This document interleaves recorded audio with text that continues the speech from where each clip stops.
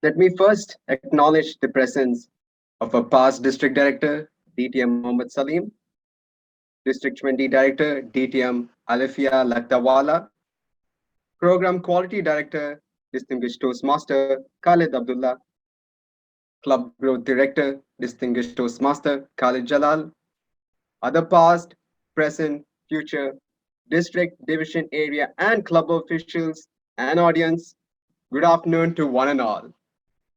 Welcome to the Club Officers Training Round 2 by District 20 PQD team, empowered by Division C. I am Toastmaster Alan Sevi, your surgeon at arms and slide moderator for the evening. Before we proceed, let us take a moment and pray for the success of the program. Today, we shall witness our esteemed dignitaries and leaders taking stage to enrich you with their experience, knowledge, and concepts of effective leadership. To ensure the best experience for all the members who have joined us online today, here are some ground rules. Please choose a quiet location to reduce potential distraction to both speakers and other members. Limit distractions and avoid multitasking. Please note, silence is a virtue. May I kindly request you all to take a moment and put all your mobile phones and any other noise producing devices on silent mode. Close all apps that are not in use to avoid any disruptions. Our founding father, Dr. Ralph C. Smedley, has said, whatever your grade or position, if you know how and when to speak and when to remain silent, your chances of real success are proportionately increased. Let us all remind ourselves the mission and core values of Toastmasters International. Mission: we empower individuals to become more effective communicators and leaders.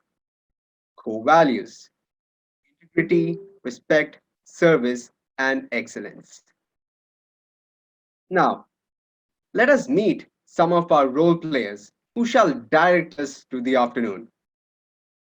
Time management is an essential criterion, and to manage our event time, today we have two brilliant and dedicated, passionate Toastmasters, Toastmaster Vishwanathan Bhaskaran and Toastmaster Safina Abdul Kader. Now, to progress with the afternoon and to help us through the sessions, we have a Toastmaster who can be best described with the saying, excellence is not a skill, it's an attitude. She is a graceful, passionate, and dedicated Toastmaster who at a very young age has served the Toastmasters fraternity in various leadership roles at area, club, and district level.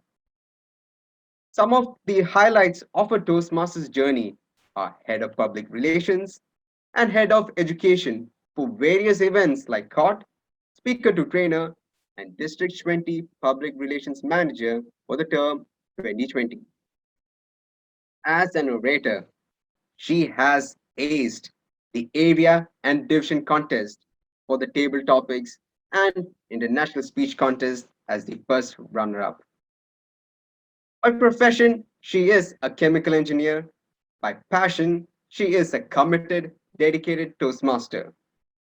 Please put your hands together and welcome our Master of Ceremonies, Toastmaster Maram Alaradi. Thank you so much, Chief Sergeant at Arms Toastmaster Elvin Selvi, International Regional Director, Distinguished Toastmaster Ali Shahbaz Ali, District 20 Director DTM Alifia Lakdawala, District 20 Program Quality Director DTM Khalid Abdullah, District 20 Club Growth Director DTM Khalid Jalal, Division C Director Toastmaster Sushmita Rao, Event Chairman Distinguished Toastmaster Roshan Lewis, current and past district ExCom members, council members, and leaders. Good afternoon to one and all. A blank piece of paper is just something made out of wood or fiber and will remain a blank piece of paper that can be used or thrown out. Take that piece of paper and write a phone number or a phrase you like or a name of a product you have been searching for. Now, that piece of paper has value.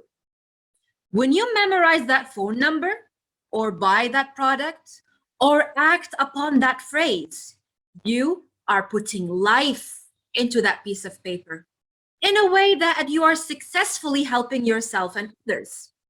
Similarly, in Toastmasters, at some point, our core values were written on a piece of paper and then put into action, leading to one of the many reasons why Toastmasters International is highly successful organization that help millions of people around the world to improve their communication and leadership skills, among many other skills.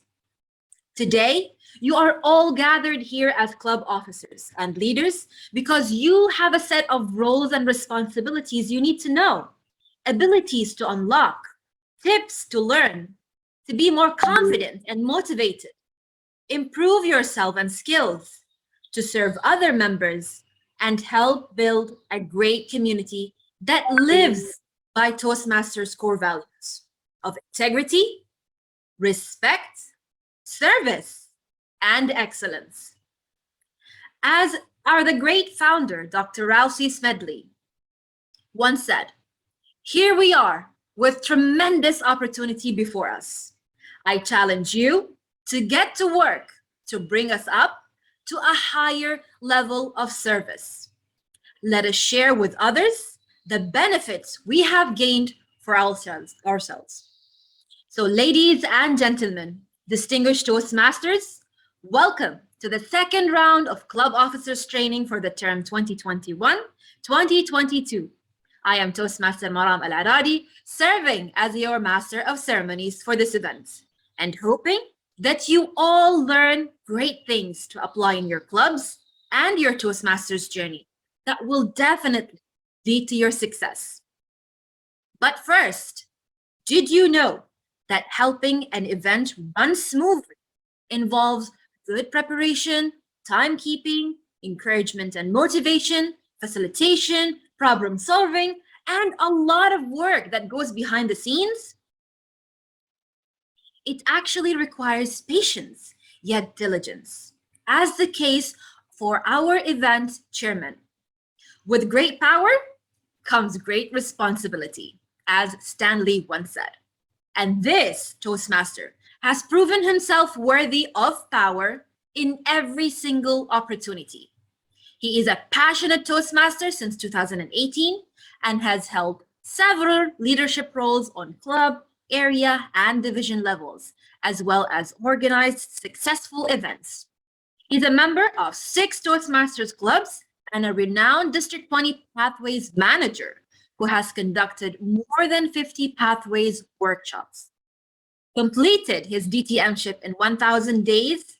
Introducing our events chairman, please welcome distinguished Toastmaster Roshan Lewis.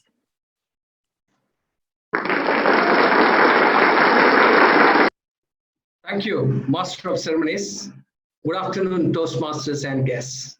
Happy Diwali to all.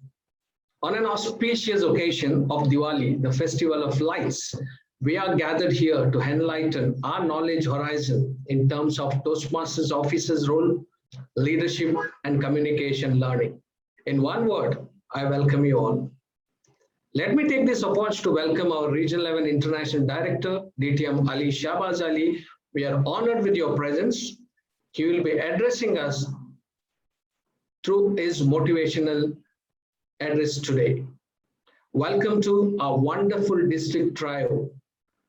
District Director, Distinguished Toastmaster Alifia Latawala, Program Quality Director, Distinguished Toastmaster Khalid Abdullah, Club Growth Director, Distinguished Toastmaster Khalid Jalal. We will be listening to them in a while. Dear District Trio, we welcome you all for this learning session. We have our immediate past District Director, DTM Mohammed Salim, with us. We cordially welcome you to this session. Welcome to our Division C Director, Toastmaster Sushmita, and Assistant Program Quality Director, Division C, Distinguished Toastmaster Rufus Pinto. Both have been a support system for this event. Few relationships in Toastmasters we develop round the year with important platform that's never say no. When Distinguished Toastmaster Rufus called me 1 month back to take this responsibility of the event, though I was planning to travel to India, I could not say no because of that don't say no platform. And I said yes. Immediately after this, I need to search a team who says yes too. So let me welcome my wonderful team, Toastmaster Nasrin, Head of Education, Toastmaster Taufik Kader, IT Head, Toastmaster Liba, PR Head, Toastmaster Nuha, Registration Head.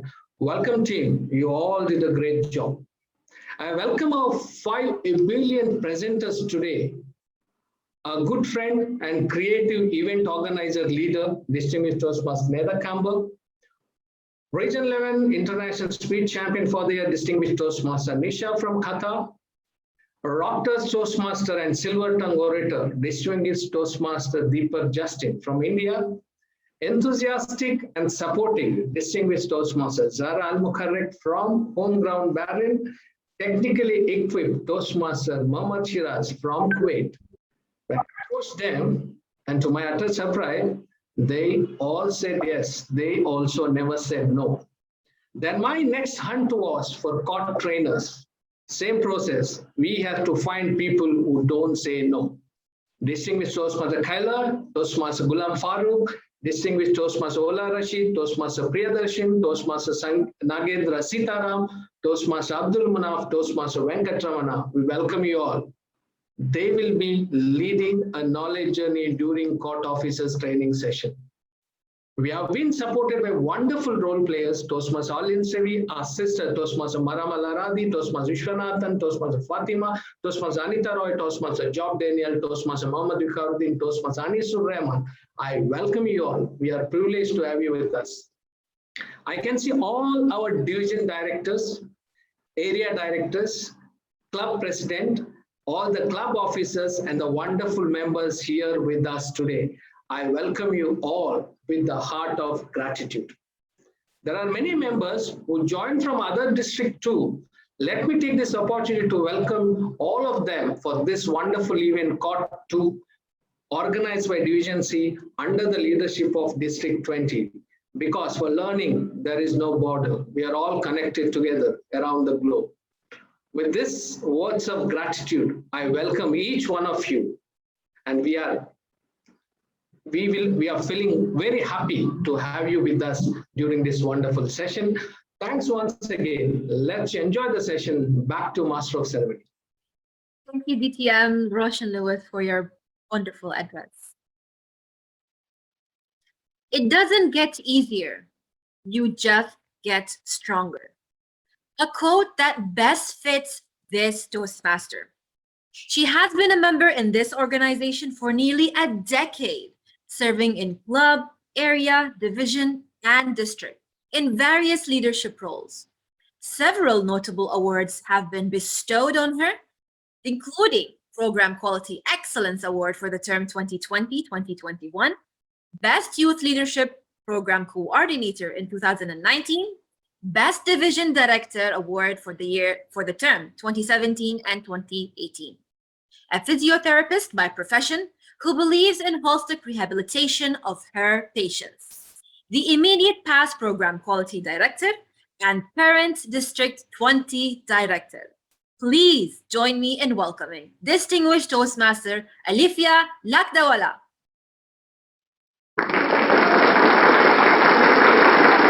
Thank you, Master of Ceremonies, our beautiful immediate past PRM of District 20, Toastmaster Maram. I would like to acknowledge the presence of our International Director of Region 11, DTM Ali Shahbaz Ali, our Program Quality Director, DTM Khalid Abdullah, our Club Group Director, DTM Khalid Jalal, Division C Director, the lady behind this entire event, Toastmaster Shushmita Rao, Event Chair, DTM Roshan Lewis, the organizing team behind this magnificent event, which is so important to District 20. Division C members, area directors, division directors, members of District 20 and beyond. Good afternoon.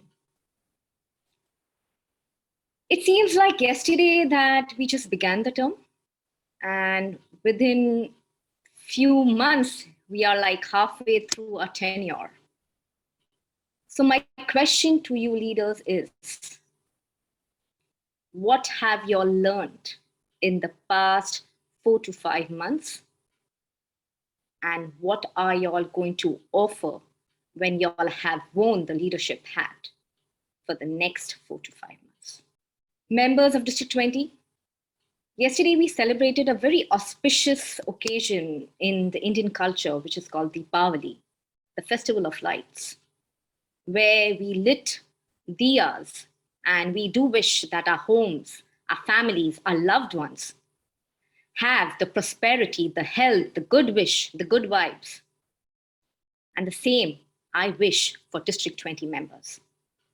With that spirit of Deepavali, let's move forward for the next half year what we have.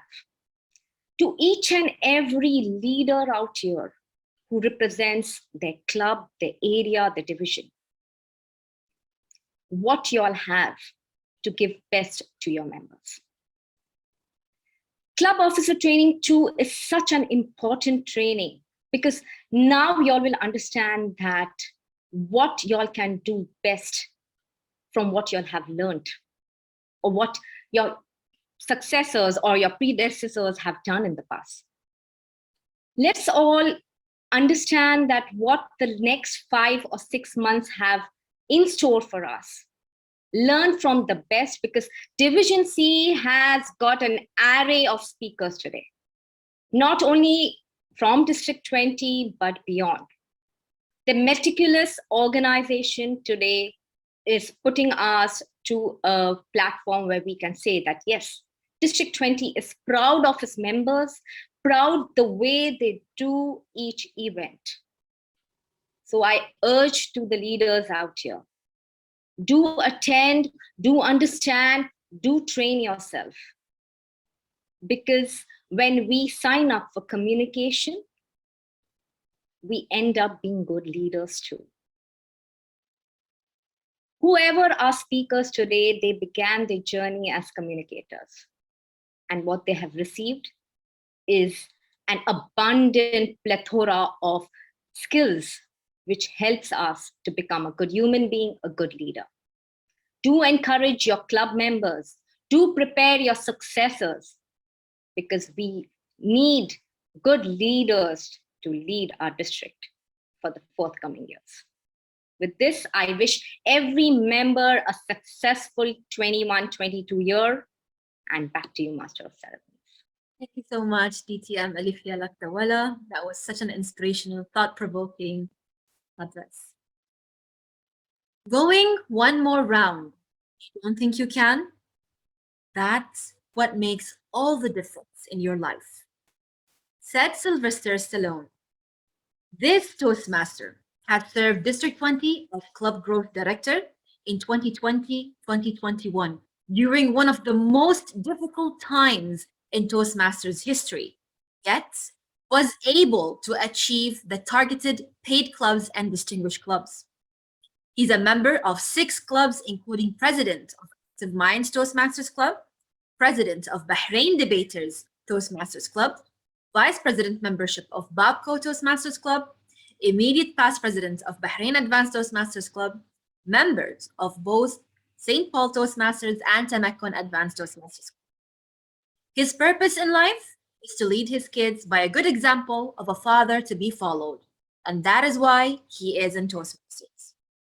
Serving as our current Program Quality Director, please help me welcome Distinguished Toastmaster Khalid Abdullah.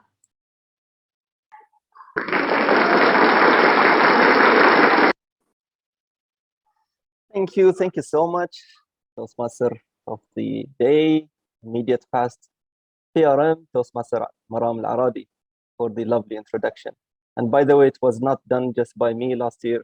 I have my partner in progress, DT Malifi as well, and many, many more names as well that happened to be part of that journey. Let me recognize the presence of International Director, DTM Ali Shahbaz Ali, the pride of District 20. District Director, DTM Alifia Laktawala, Club Growth Director, DTM Khalid Jalal.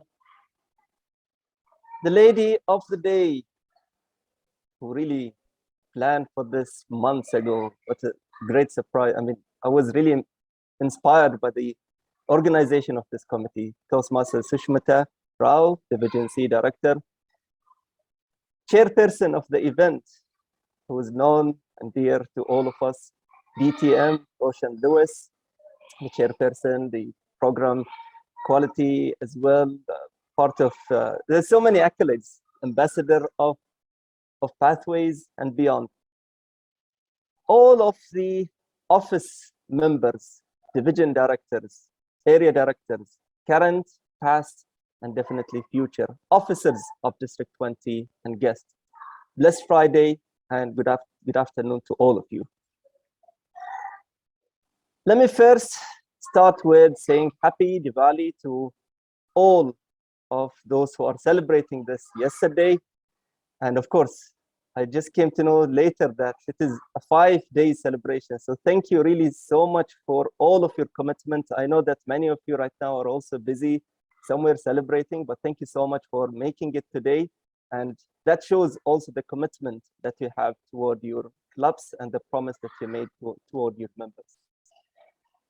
The Festival of Light. All of us have light within. And what I see in front of me, unfortunately, I can see only few who switch their camera, and I can see someone also driving somehow. I would not mention the name. But there are many, many more that are here as well, switching off their camera. And we have collection of stories, collection of lights. I thought of just going quickly. I'm a member of 6 clubs, and I'm already part of 4 of the club's ExCom.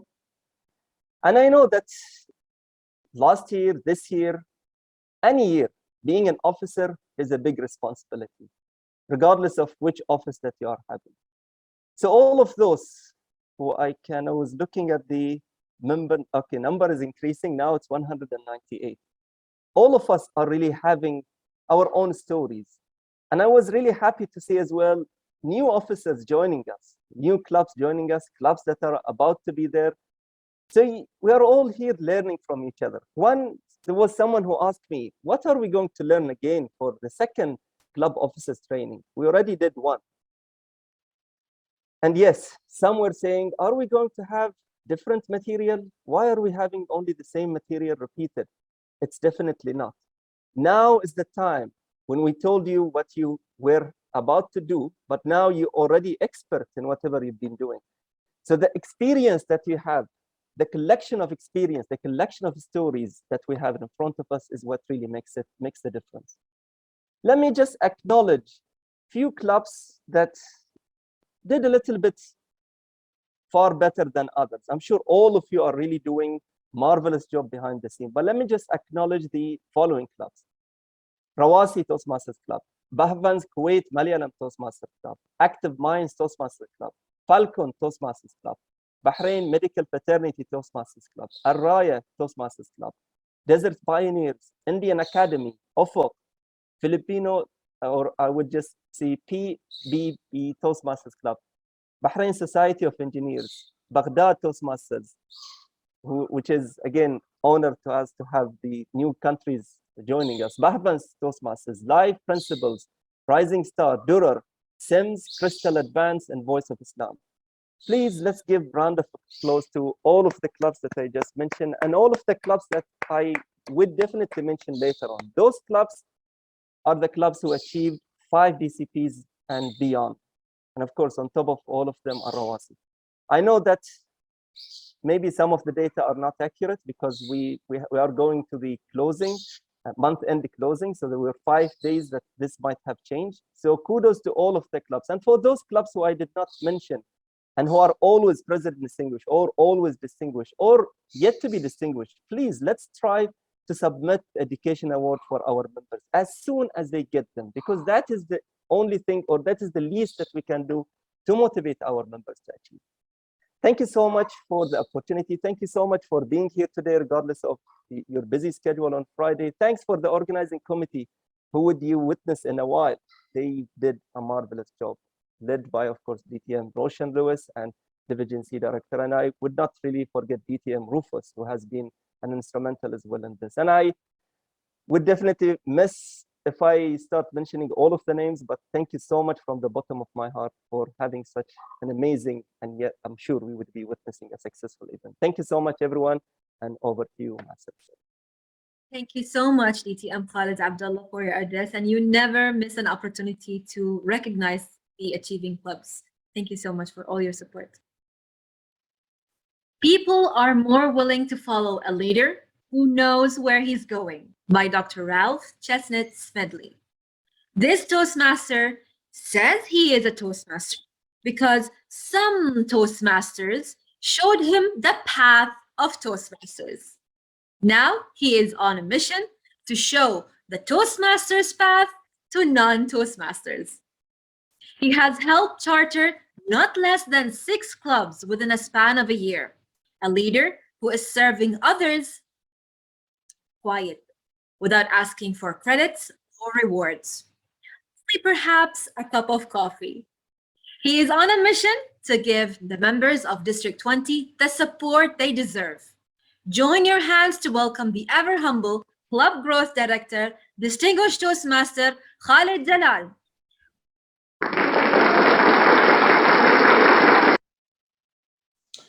Thank you very much, Master of Ceremonies, Toastmaster Maram, to be Distinguished Toastmaster Maram Aradi.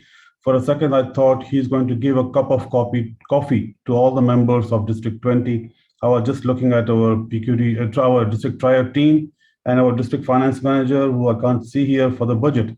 But coffee is always available, whoever is interested.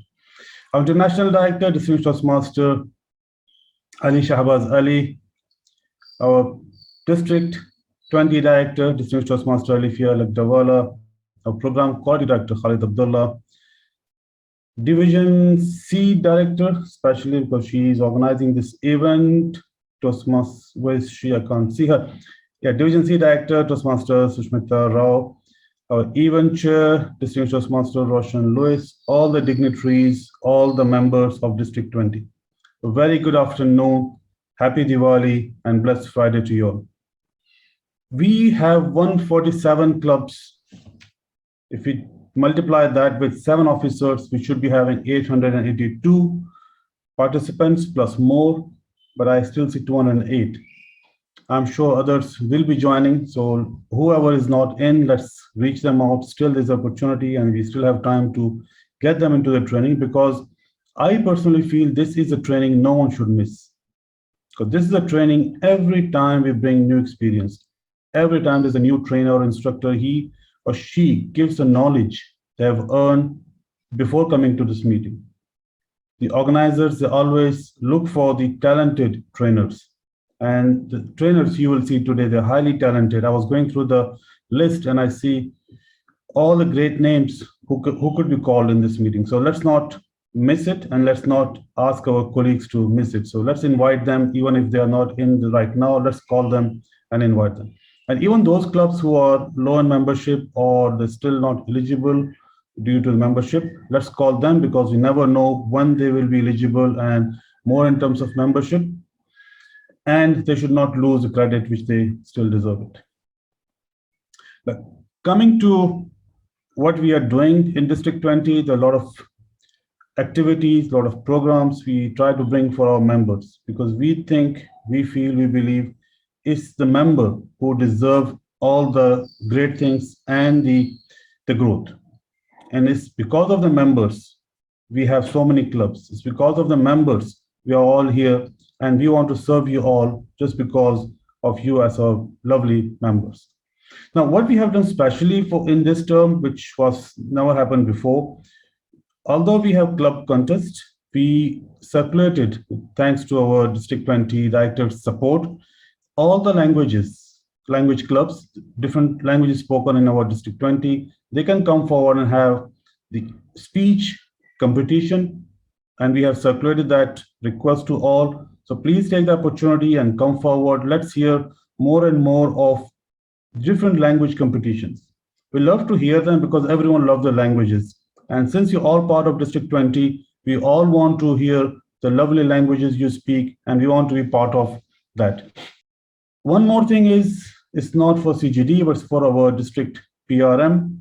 He's working very hard to promote us as District 20, as the members of District 20 in social media. So I want to support him with the help of your support. Please come forward and subscribe to all social media which we have, especially the Facebook, so that we all together, we all are updated.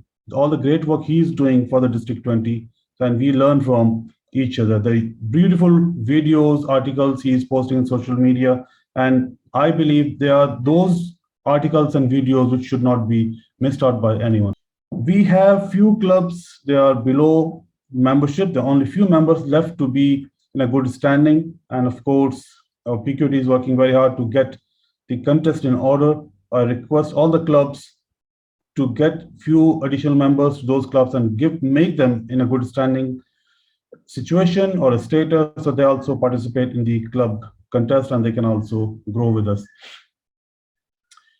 I'd like to thank all the clubs, the EXCOM members, and all the members of the clubs who participated in the renewal process. And of course, we'll have one more round of renewal, and I look forward to everyone's support to achieve that renewal. We are low in terms of achieving our targets, but I'm not worried because I'm sure all of you are standing with District 20 and you all work hard to get all the clubs back on track, and we will try our best to achieve the distinguished status, if not more at least, so that we can together show the world we have progressed. The time which we are in is challenging, I do agree, but the energy, the motivation, the talent which is there in District 20 members is not to be underestimated, and we can do wonders. We have already done that in the first renewal. We have great number of payments, and I'm sure that we can double them in the coming period. New club officers, I request our trainers to highlight all the areas which is important for the club growth and retention, because we have new clubs also joined thanks to our Division C director's efforts. We have KPMG Bahrain, who has joined with the highest number of members, 75 members, one of the highest. And we have another corporate club, which is Acme, one of the largest IT company in Bahrain. We have submitted the documents for one of the large pharmaceutical group in Kuwait, thanks to Division F and our DD's support and efforts. We're having that as well on our dashboard soon. It's just a matter of the timing, and few clubs are also in the pipeline. So we all working hard as a team to bring us to the next level. And of course, I look forward to everyone's support all the time. I know I can talk for the whole day, but it's not for me to talk here, it's for the trainers to talk and you all to benefit. So thank you very much for your support and cooperation. And once again, please reach out to all those who are not in this meeting still, so that they do not miss the core training. Thank you very much, and back to you, our MC of today. Thank you so much, TTM Khalid Jalal, for that inspiring and really good news. All the best to all the leaders. Dr. Ralph Chestnut Smedley once said, "Mentoring and evaluations create enthusiasm. And once you light that fire, the only thing it needs is some kindling."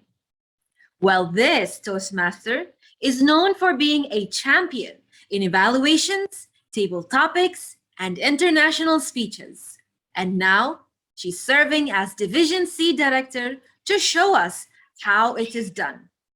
Not a DTM by choice, a counselor and a mentor of Sparkle's Gavel Club, a mentor and sponsor of various Toastmasters clubs in Bahrain, who has served in numerous leadership roles in club, area, and division levels. An MBA graduate who has worked as principal of various schools and currently working as an educational consultant.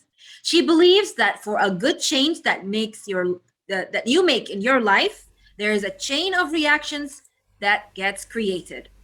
With a big round of applause, let us all welcome Division C Director, Toastmaster Sushmita Rao.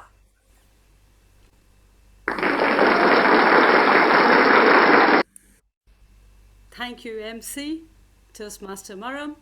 A very good afternoon to everyone. Respected dignitaries, International Director, Regional Level, DTM Ali Shahbaz Ali, Madam District Director, Alifia Lakrawala, PQD Khalid Abdullah, CGD Khalid Jalal, past District Directors, present Division and Area Directors, past Division and Area Directors, Club Officers, and dear Toastmasters of District 20. My heartfelt welcome to each one of you to the second Club Officers Training powered by the Division C family with the theme Motivate to Elevate. Well, let me assure you today, you will have value additions in your lives related to Toastmaster education and lots of infotainment. The team under the able leadership, I should say, of event chair DTM Roshan Lewis is a wonder team with exceptional preparation, aiming at spectacular outcome. And this team believes that it takes a player to take a shot, but a team to win the game. I'm obliged to the PKD and his team of District 20 for having given Division C the opportunity to take up this prestigious and paramount activity of second Club Officers Training for the year 21-22. So let's get the ball rolling and see the inspirational changes happening in our lives, in your lives. And thanks to everyone, and back to you, gorgeous and meticulous MC of the day, Toastmaster Maram. Thank you so much, our Division C Director, Toastmaster Sushmita, who is also equally gorgeous. Our first educational presenter is the silent but deadly type. As Frank Ocean once said, work hard in silence, let your success be your noise. Do not let her eloquence, calm, and composed posture fool you. She is a passionate speaker with quadra threats, as she has won several awards at club, area, division levels in all 4 contest categories. She has emerged and flourished as a leader. Her leadership roles are definitely a big feather in her journey, as she excelled in all of them. She has also enriched her knowledge by being the Pathways Ambassador for the year 2017 and the Marketing Head for DTAC 2021. Meet a true role model, outstretching her wings to spread her learnings in Club Officers Training Round 2. Presenting our first educational session titled Membership Engagement and Retention by Distinguished Toastmaster Zahra Al-Mkharrag. Thank you so much, Toastmaster Maram Al-Aradi. International Director, DTM Ali Shahbaz Ali, District 20 leaders, members, and guests. Good afternoon to you all. This is DTM Zahra Al-Mkharrag, and it's my great pleasure to share with you all what I have learned in area, club, area, division, and district level leadership roles that I've been through since 2014. Encourage your guests to be members. Enhance their abilities and empower them to be the best version of themselves. Fellow Toastmasters, it's easier to retain an existing member than to gain a new one. Do you agree? Yes, I would love to hear from all of you. You can use the chat box, although I would love to hear it from you. But yes, for the time constraints, I will just open the chat box just to check if you're yes with or against this quotation. Yes, I agree. Yes, yes, yes. All right. I would love to share with you my point of view. I feel it is yes, as we already know them, we have already, or maybe we built a great relationship with them. We know their abilities, the skills that they have already, and we know how can we bring them back to our club. Now, I would like just to take you through the agenda of today's meeting. First of all, we will go through who's responsible of the membership retention. We will go through increase the recognition, supportive environment, offer massive value, and relationships. Another question for you, Toastmasters. Who's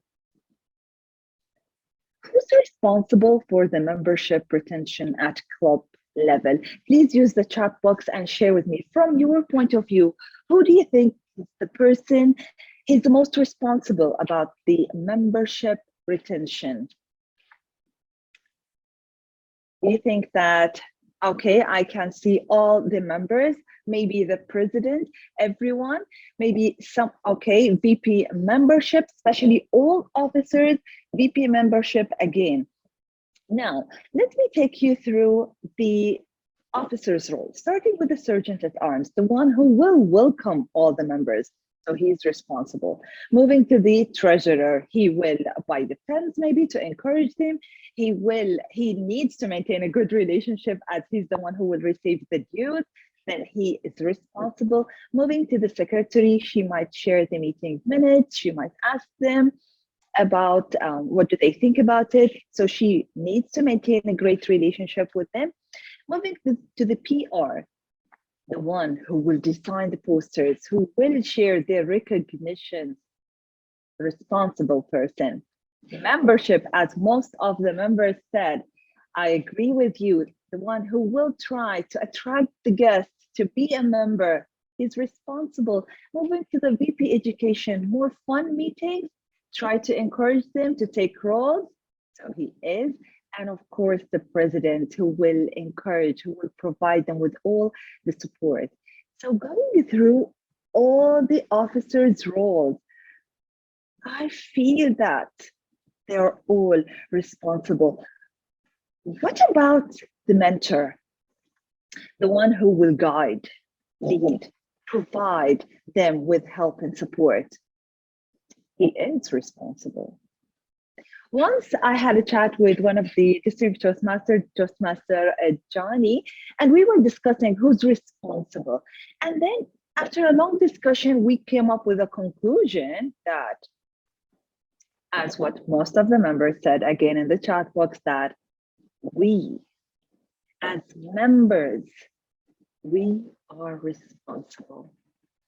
The officer term will finish on June, and then we will have new officers, but we as a members, we will remain there. So the membership retention and engagement is the responsibility of members and of course the officers. So let us go through the membership journey. Guest, turn to a member, and then what? What do we have to do? Of course, we should know that how we can retain them as members and re-engage them always.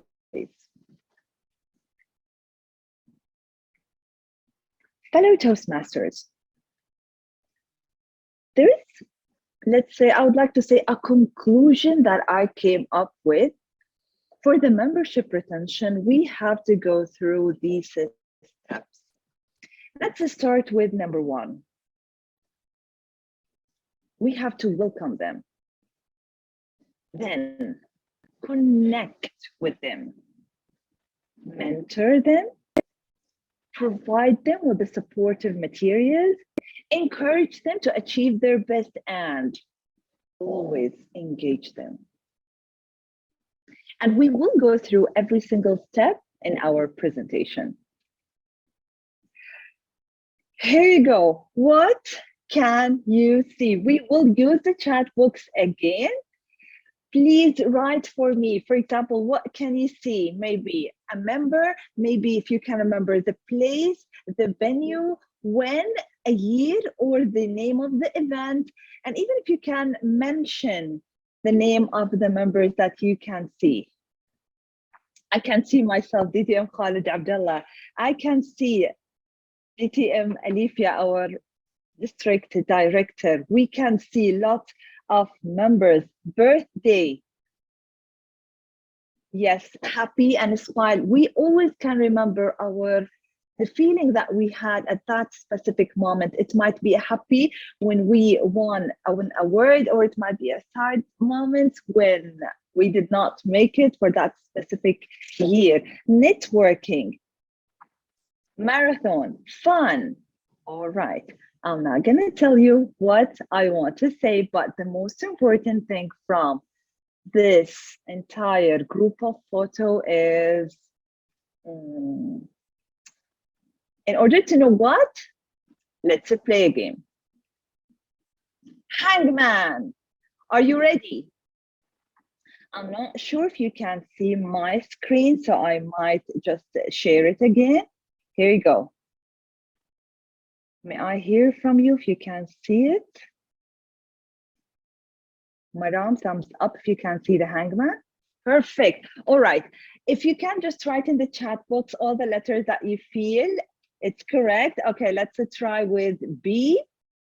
A, yes. E, then H, M, R, T, A. Okay, again. Then what else? I, S, T, D, U. Can you see now? Q, O. Perfect. S. Treasure is. All right, let's see the answer. We always treasure the relationship between us and all the members. Always treasure the relationships with you and all the other members and all the other Toastmasters. Now, moving to a point where we can provide the support, where we have to, number one, assign a mentor, give a positive feedback to this member, a new member, I should say, or even all the members. Then moving to the leadership roles or positions, always encourage them to learn from the leadership. They might be afraid to take this step, but it's our responsibility to encourage the new members and all the members. Then interactive learning environment, club meeting roles. It's not just the BP education responsibility, but it's our responsibility as mentors and as members, as friends, I should say, in Toastmasters. We can provide them with the script, help them, teach them how they can master these roles so they will be more confident. And for me, the most important skill that we should all master this skill, which is public speaking. Moreover, we should go through offering a massive value. We should always give the member a reason to attend the meeting. For example, effective meetings, pathways program, the special workshops as what we're doing now, table topics, creative table topic session, mentoring programs, and of course the TI documents, as it has a lot of information. It's really beneficial. I'm sure that we're all trying to do it. All the members, all the clubs, they're trying their very best to make it special meetings to provide a massive value to the members. Now, from my experience, I would love to share with you just a few tips, or maybe I've experienced few things and I would like to share it with you. It might help you in your meeting. Now, Bahrain Advanced Toastmasters Club in 2018, and if you can remember who was the world champion of public speaking in 2018, you can write it in the chat box. They decided to make the live streaming, the world champion of public speaking live streaming event. What's the idea behind it? It's just to encourage the new members to learn what is public speaking. Plus, they can learn from the experienced members, as we invited DTM Muhammad Ali Shikri. He's an accredited speaker and he's the one who experienced being on the world champion of public speaking stage. All the members, they got the chance to evaluate, or let me correct it, they got the judging criteria and they tried to guess who could be the first, second, and third place winner. And of course, it was a great experience for them. In the next year, in 2019, we felt like, okay, it could be a great opportunity for a bigger group to attend. So we managed to do it in a cinema theater. Those kind of events will help the members, will encourage them to learn from the world champion, to learn how we can provide, it will give them an impression that yes, we can be there. And as always, we should always say that we are learning in a supportive and positive environment. One more, special events. You can do a workshop, or you can do an event where you can invite, for example, the leadership. For example, if we can see here, DTM Balraj, he's the past international president for Toastmaster International, and the world champion Toastmaster Ramona Smith, and the international director, the current international director, DTM Ali Shahbaz. The leadership role and the public speaking. So that we tried to target all the, let's say, the ways that we can, or the most important things that we should learn as Toastmasters. Moreover, I'm sure that most of you, they attended at least once the Old is Gold series. A club managed to invite, if you can guess how many, or if you want to count 1, 2, 3, okay, you don't have to count it down. It's 34 presenters in 1 year. Can you imagine the amount of knowledge that the members gained? The personal experiences that those presenters shared with the members, and it was open for public. It doesn't have to be just at club level. 34, yes, perfect. Now, moving to increase recognition. How would you feel if you did something, or if you received an award at club, area, division, or district level, or even a personal achievement? It could be a new job, it could be a new baby that you received, it could be a new opportunity, or even a Toastmaster achievement. How would you feel if you received a poster? Or maybe if the club can afford a gift, it would be fantastic. But yes, a poster that might take a few minutes from the VPPR, it means a lot. Moreover, how can we encourage the members to stay for a longer period of time? Now, I chose Toastmaster without Hijazi, and you might tell me that it's not as per the branding guidelines, but it was before publishing the new guidelines. This lady, when we shared with her this post, she shared it in all her social media accounts. She was really proud of her achievement, as we are proud of her. So this will encourage you as a VPPR, or this will help you as a VPPR to reach out more to public, will help the club as well. And of course, she won't forget it. Now, moving to the fun factors. If you can remember, just take a moment with yourself. Try to remember a special event, a special meeting, it could be, that you have attended at club level and still you can remember. Yes, thank you so much, Toastmaster Widad Hijazi. It could be just a special breakfast that you had. Or maybe here I can see at last my female Toastmasters, the theme was about summer and they brought an ice cream. Just try to bring like something that matches the creative themes. Then here we can see an activities that was done outside the club meetings. They will have fun. You will give them a reason to be there. Try always to encourage the members to attend. Let them have a reason to attend every single meeting.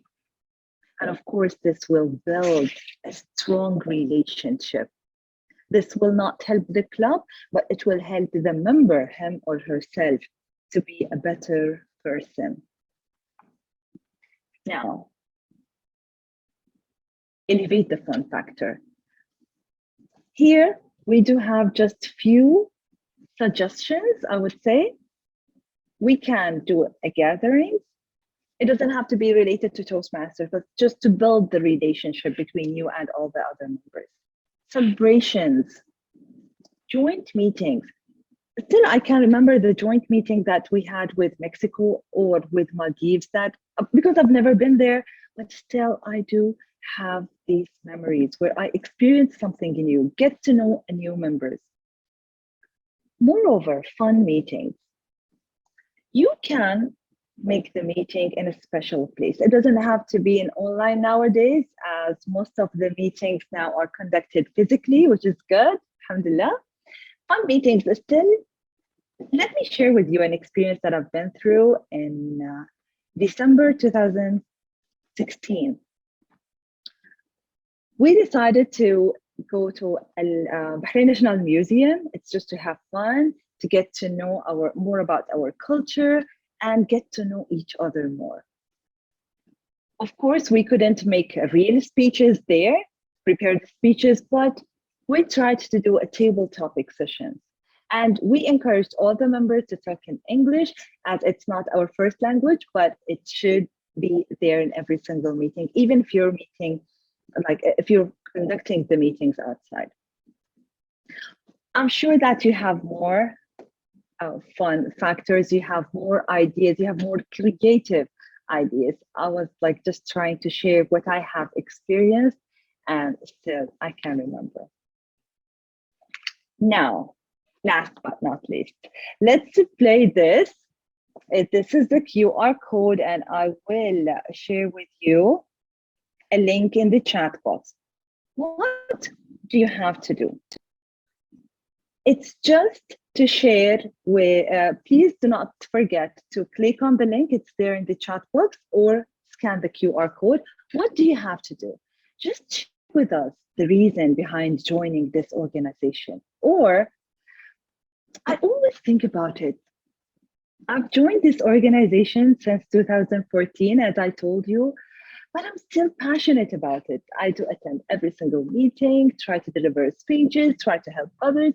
So there is a secret behind this. There is a magic in Toastmasters organization. Just think about it while you're still here. 5, 7, 8 years, 10, 20 years, we do have members who are still there, providing, giving, helping, and they're still ready to deliver any speech at club, area, and division level.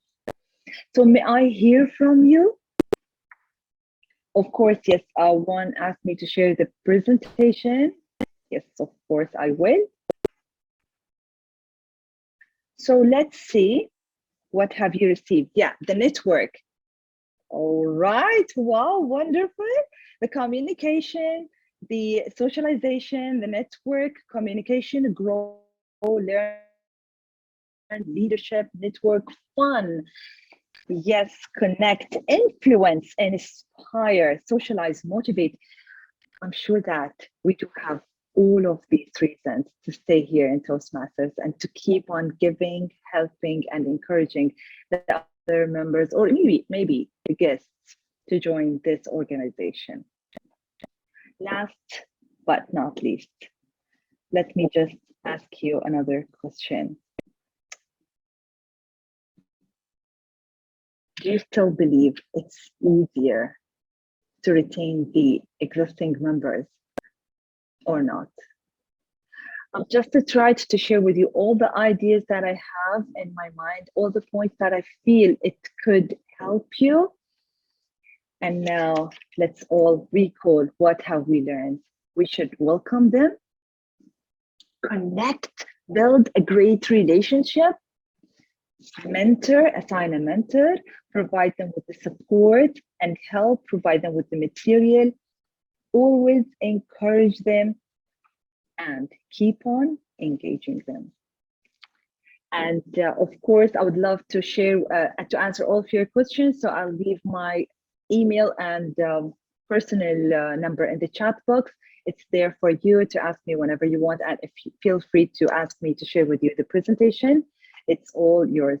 And now I would like to just give you one quotation as what Toastmaster Maram, she always meant to recall the quote said by Dr. Ralph Smedley. When I was an ambassador, I used to say this in the presentation. There is a quotation said by the Dr. Ralph Smedley. It says that we learn in a moment of joy. Back to you, Toastmaster Maram Al-Aradi.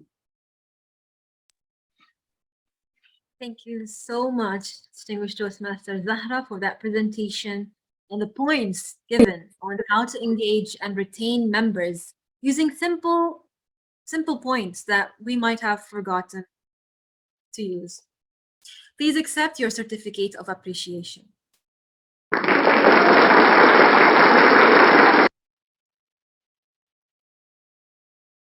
Leading successful events is the hallmark of a great leader.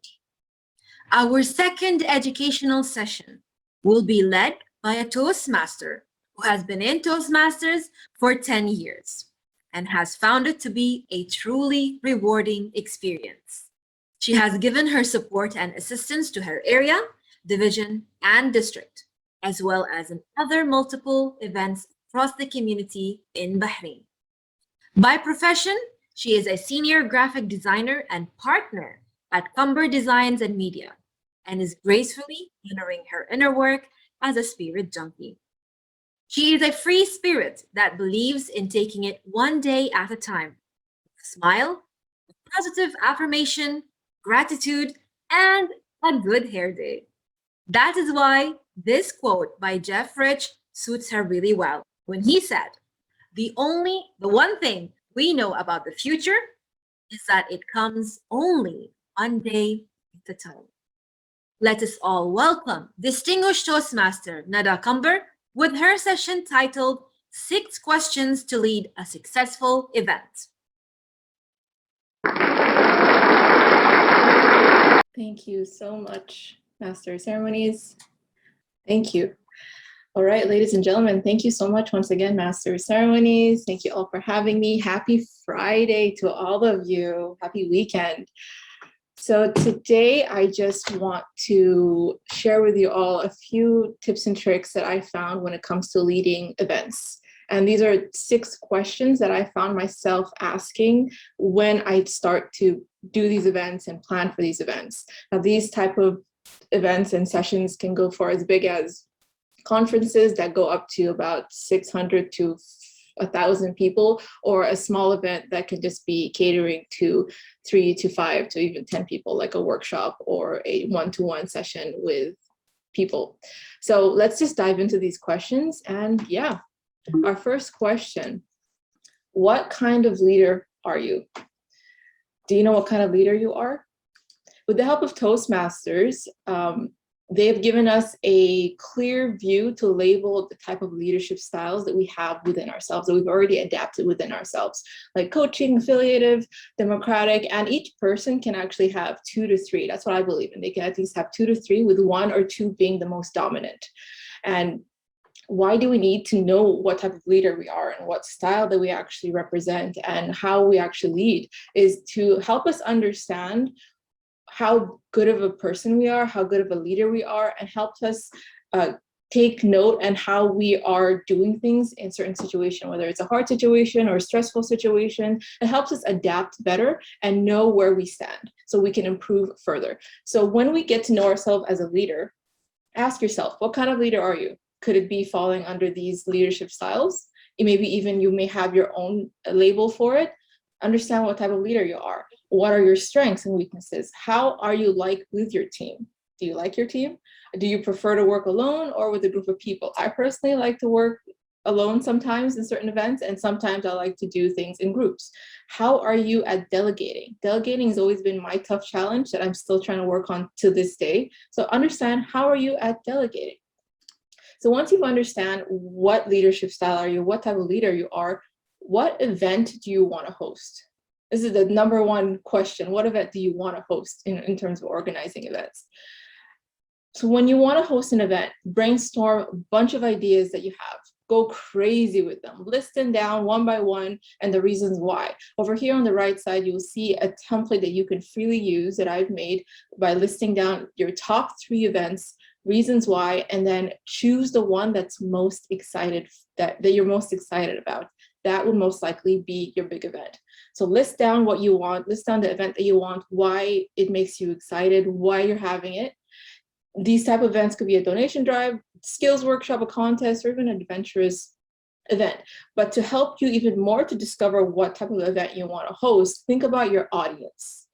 Who is your audience? Who is your target audience? And most importantly, what do you want your audience to take away? Whether it's a skill, an information, if you want a physical thing, do you want to give them a giveaway to give away? Some sort of goodie bag. How do you want them to feel when they leave? This is my favorite question. How do you want them to feel when they leave? Do you want them to feel excited, empowered? And maybe you want them to feel cautious if you're teaching them something informative. You want them to feel cautious about where they are and understanding what environment they're in. Understand and know how you want your audience to feel. With that, you will most likely be able to establish the exact type of event that you want to have. Once you've established your event, now it's time to nail it in stone by coming up with your 4 pillars. I like to call them the mission, the vision, and your core values. The mission to keep you going, the vision to look forward to, and the core values to carry with you. It could be honesty, respect, integrity, and finally your goals, your own personal goals for the event that you want to check off. So you know what type of leader you are. You have your event nailed down. Now it's time for the big thing. Who is your team? Or as I like to call them, or most of the generation these days like to say, who is your squad? Who's in your squad? So with the help of Toastmasters, they have, and the multiple events that we've organized in Toastmasters, we have a set, kind of like a set list of the type of team members that we generally have within certain events. This could be your education head, public relations, sergeant at arms, and then minor event roles like master of ceremonies, timers, speakers. So this list I have over here, I have just written it down, and it could look different from my event to your event to other people's events. And if you want this list, it's going to be sent over to you via email by the team as well. So it's a basic list that we can follow. It can look different for any other events. It's just a list you can look at as a basis to see if maybe you need this person in your team. So when recruiting, ask yourself these questions. What type of people would you want on your dream team? Do you want them to be enthusiastic? Do you want them to be excited? Are they reliable? So a person can be excited and enthusiastic. They'll be like, yes, let's do this event. I want to do this. I want to do this. And the week later, they're going to disappear and not talk to you they're not even going to respond to your messages. So are they reliable? A person can be excited and enthusiastic about the event, but they might not be reliable. Do they believe in your event's mission and vision? So when you're recruiting a person, tell them about your event. Explain to them what your mission and vision is briefly, and ask them, do you believe in this? Get the feel of them, of how they feel about a certain event. Do they have the drive to work? Now, a person doesn't need to be enthusiastic or excited about the event, as long as they may have the drive to work and the enthusiasm will build up. Do they have a good relationship with each other and yourself? And my favorite question, do you like them? These last two questions are my favorite because if two people on your team don't work well together, you don't have a strong team. If you don't work well with one person in your team or a couple people on your team, the team is not strong and your event will not be successful. You're going to have so much trouble with it that you might end up doing the work of the team member itself and not doing the work that you need to do. So pick a team that you respect. Pick a team member who you know your relationship is good with, who knows how to adapt, who knows how to compromise, who honors each other and respects each other no matter where they're from or what background they have. Have a team who you respect and who respects each other. So now you have your team, you know your leadership style, you have your event, you have your team. Now, are you ready to start planning? I've divided this question into two phases. Phase 1, brainstorming. Phase 2, initiate. Let's dive into phase 1. Brainstorming with your team. This is a time where you hold your first meeting with your entire team. It could be a team of 5 members. When you hold your team member meeting, you brainstorm the ideas. You explain once again to your team member what the event is about, what your ideas are, and then you ask them, what are your ideas? What do you think about it? And be open to their recommendations, be open to their ideas, be open to what they have to say, and be open to their innovations, because whatever they might put into whatever they might add might make your event go twice as smoothly, might make your event shine twice as bright as how you would imagine. So be open to their ideas and listen to them. This is also the time where all of your team members should know what they're doing already. Each of them need to know exactly what they're doing. This is the brainstorming phase, the planning phase, where everybody needs to know what they're doing. Everyone understands their roles, understands the event, and they're open to all these changes. It's completely fine. Phase 2, initiate. This is where everybody has their to-do list, and now it's time to get to work. On the right side over here, this is a basic list of tasks, basic lists of to-dos that I've put together based on the role players that I had on my previous slide. This is also going to be sent to you via email by the team. So feel free to use it, feel free not to use it. I just put it together in case you need to look at it, in case you feel like something's missing, feel free to look at that. Again, this list can look completely different from mine to yours to somebody else's. It's completely up to you. It's free to use. So in the initiation stage, this is where everybody gets to work, gets everything into action. This is also when you will have multiple follow-up meetings, weekly, monthly, however long you want to have the meetings for before the event day. And this is where everybody's going to be completing multiple different tasks, mini tasks, major tasks like performing role players, running ads. And this is also the time and the phase in your event planning where you will be hitting multiple bumps in the road. And you will most likely be looking for alternatives and changing a few things. Change, like I've said before, change is good. It's completely fine. Our role as leaders is to adapt and manage to adapt with your team. So be calm at all times and just be like, okay, this is what we're going to do. And if you're lost when it comes to trying to adapt and trying to adjust these changes, ask your team. Be honest with them, saying, I'm a little bit lost here, but I need your help. If they don't have any help, go to a mentor. There's always a backup plan. Go to a mentor. So this initiate session, this is where everything gets down. Now, you have your event planned. You're ready to go. Are you ready for the event day? It's our question number 5. Are you even ready? Yes, we've all worked hard for this day. You and your team have worked so hard. So let's dive right in. Before the event day, host a rehearsal at least one day before or the morning of if your event is in the evening. A rehearsal is very important, whether it's a physical event or a virtual event.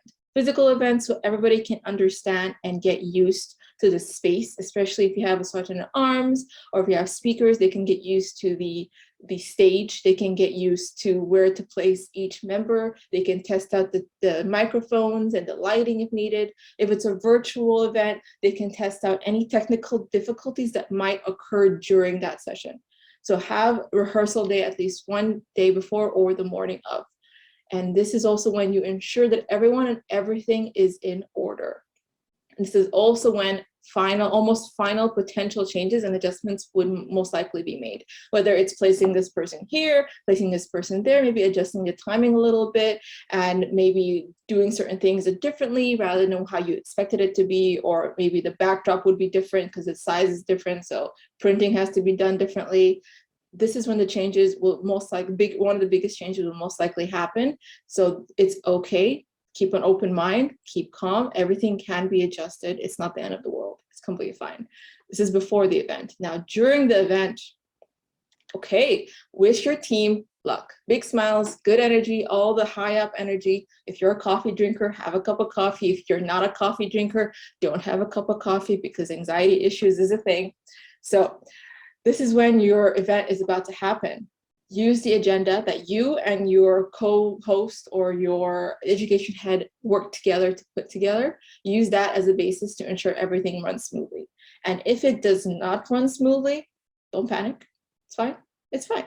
Be open to changes and adapt. The best thing about being human is that we're always open to adapting to certain situations. And that makes us a better leader, is that we stay calm as much as possible and we trust the team to handle whatever they can handle, and they should trust you to handle what you can handle. So they trust you to be put together. So if you're put together, your team will be put together. So always be calm, don't panic. It's gonna be fine if something happens. Changes are okay. After the event, congratulations. Give your team an Air 5, because it's sanitary, Air 5 for all a job well done. Thank the team and the audience, the role players, for all their efforts and participations. And finally, clean up and packing if needed. This is for physical events. There's a thing about physical events: when you leave and you organize an event and you leave the hall, leave the room as you came. So close all the chairs, clean everything up. This is necessary, just this common courtesy. So after the event, thank everybody. You've done it. Congratulations. That's all you have to do for now. That brings us to our final question, which is, do you really need to be evaluated? Yeah, I would say hell yes. Yeah. So why do we need to be evaluated? Firstly, there's a myriad of reasons why a person needs to be evaluated. We're in Toastmasters. We get evaluated after every speech. I'm sure you know the reasons why. But let me just put it out there, to put it plainly, is to just better ourselves as a person, as a leader, to know where we stand and how we can improve. The perfect thing about evaluations within Toastmasters is that they point out the things that are a little bit weaker and they give us a solution for it. So that's the best thing. So get evaluations and opinions from your team members. How well did you do as a leader? How was the event?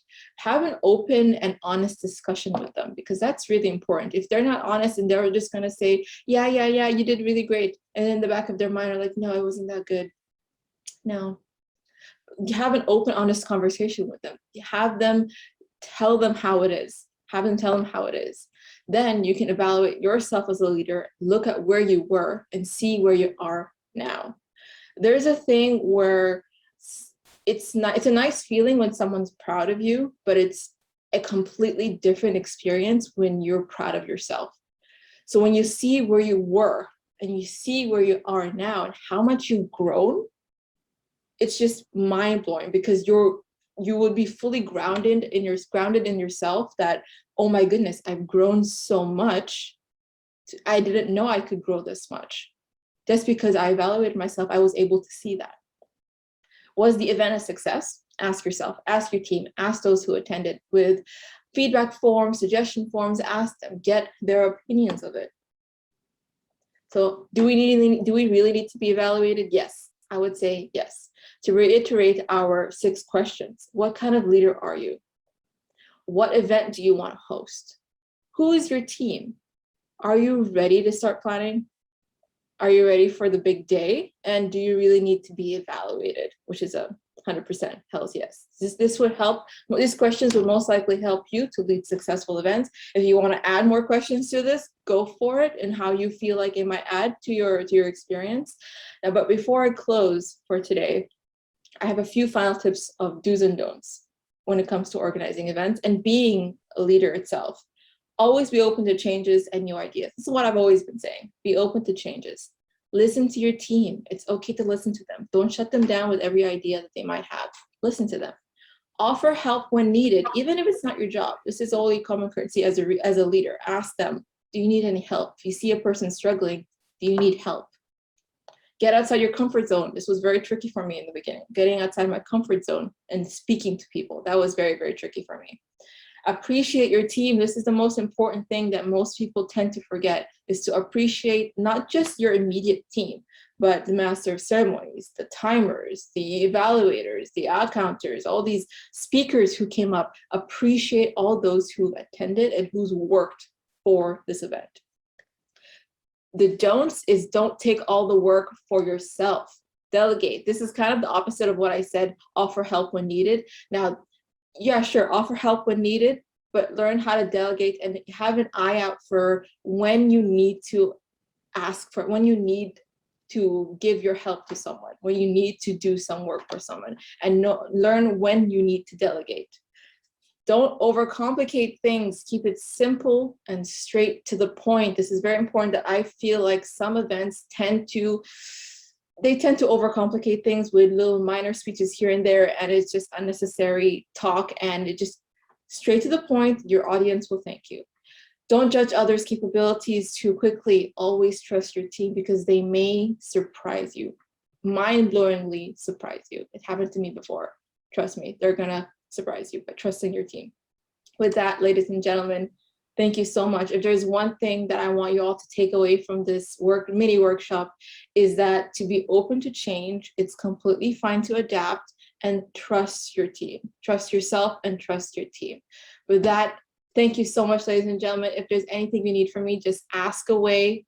And thank you once again. Have a lovely afternoon. Back to you, Master of Ceremonies. Thank you so much, distinguished Toastmaster Neda, for your splendid presentation on leading events with simple 6 questions. Please accept your certificate of appreciation. Since our program has reached halfway, we are hosting more than 200 members.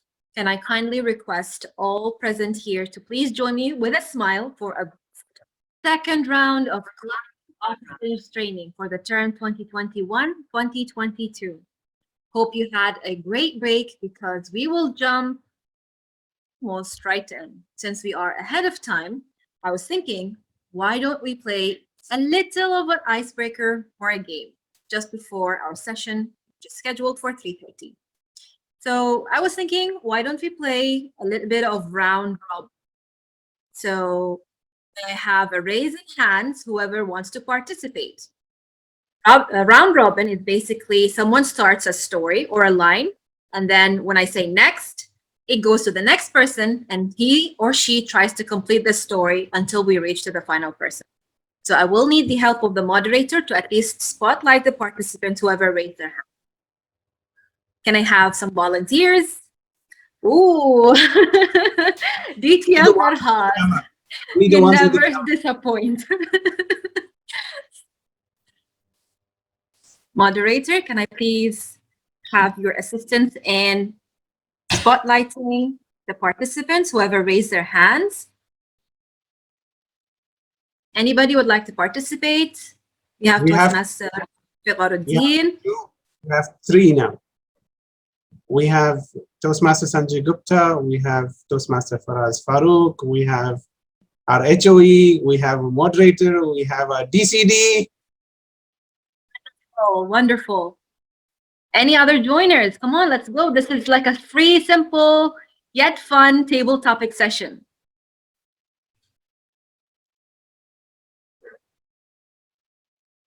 Ladies and gentlemen, we have 173 participants in this session. Can I see some hands? Come on. Hello, Toastmaster Muhammad Munir. Welcome, welcome, Toastmaster Hazel. Yes. We have also Toastmaster Proor, I believe. It's wonderful.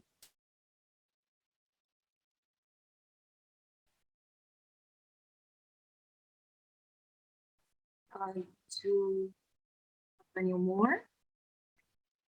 This is enough. How many participants do we have? 1 more. 1, 2, 3, 4, 5, 6, 7, 8. All right, let's go. Once upon a time, there was a man was dressed in black, walking down a street that had no lights. You were standing at the end of the road, watching that man. What is he doing? He's walking towards a house, and he has something in his hand, but you cannot quite know what it is, but it looks suspicious. Are you going to run for it? Are you going to follow the man and see what he's going to do? What are you going to do? Toastmaster Sanjay Gupta. Hi, good evening all. So as I'm watching in the dark this man going towards a house carrying something suspicious, I'm wondering, is he a thief? Is he going to rob the house? What is he going to do? And out of anxiety or a sense to protect these people in the house, I follow him. And as I follow him, he opens the gate. Next, distinguished Toastmaster Farhaz Farooq. And as I follow him, I realize the thing that he was holding in his hand was actually a gavel. And this gentleman was quietly sneaking into this house to conduct a Toastmasters meeting undercover. I was wondering what Toastmasters meetings are all about and why is he going to do this undercover. So I quietly snuck in along with himself, and there I saw 173 people, all in little boxes, staring at us, some of them covered, and they are there to learn how to run a Toastmasters meeting. Now, I was wondering, why would all of them? Next, Toastmaster Muhammad Fikhruddin. Thank you. No, there is a suspicious man because of our Toastmaster VPN, all the ExCom members, to make them member of the Toastmasters Club. The suspects man is going to be who will be the next induction ceremony for the new member. And guest, whoever is inviting, our VP membership is adding and sending a form, make for the payment. Do the next for the treasurer to add the payment. The payment has been added. Then again, all Toastmaster of the day and VPPR is making a flyer for good of him to market on the social media. All over it is spreading. The person who have joined, he's so motivated. And he said, wow, what a Toastmasters community over here. Make me. Next, Toastmaster Nisreen, what is he going to say? You're muted, Madam Nisreen. Muted. I saw the suspicious man walking, and as DTM Farhaz said, when I saw him enter this room of 174 people, I was shocked. I said, what are these people doing here? And then I started listening to retention engagement, membership engagement, and then I realized, wow, this is something worth coming to. Then I saw some beautiful, amazing faces of our DCD, the Master of Ceremonies, and our International Regional 11 Director. And I was zapped. I just came for a second, but I'm hooked on and I'm staying on. Over to you, Master of Ceremonies. Next, Toastmaster Sushmita Rao. Oh, wow. And this suspicious man who went into this room of 175 people right now with this gavel in his hand, was he about to start the meeting? Oh, the meeting already started, but he was there for the second round of the meeting, which is about to start very soon. And he was seeing behind the scene everything is all set, taken care of, and then he will move on to our MC of the evening will say, come on, let's start. It's time now. It's 3:28, 2 minutes more to go. But still, that's still to go on for us. But then our gavel master, one with the gavel, what is he going to use it for? Maybe he will adjourn the meeting a little later, not now. But yes, we are all set and we're ready for the next session. Back to you, MC of the evening. Thank you so much. So can I continue at least with our 3 remaining participants for a quick short one? Let us go. Toastmaster Muhammad Munir, what is going to happen next? Yeah, once he went in, he saw people all are talking. Some are speaking and talking and delivering speeches. This gentleman was very happy. He wanted to talk. His idea, he didn't get any chance to speak. Even whether the screen is dull or beautiful faces are there, he loved to speak. So he thought, this is the right place for me to be, and he handed over the gavel, but he joined the same club because he get an opportunity to learn and speak, and this is the right platform for him. Next, Toastmaster Hazel. Back to you. When he joined the club, I was the first to meet him. And I said, I think we should build up this man because he looks very confident. It's just that he's lacking a little bit stage. He has some stage fear. That's when I invited him to come to be, when I happened to be the Toastmaster day for that meeting. And I said, why don't you come and do a table topics on the stage? And he was quite nervous, but once he went on the stage, he took the stage by storm, and we could see a champion in the making. Next. So everybody applauded him, and I handed over to you. Next, Toastmaster Alex, try to conclude the story if you can.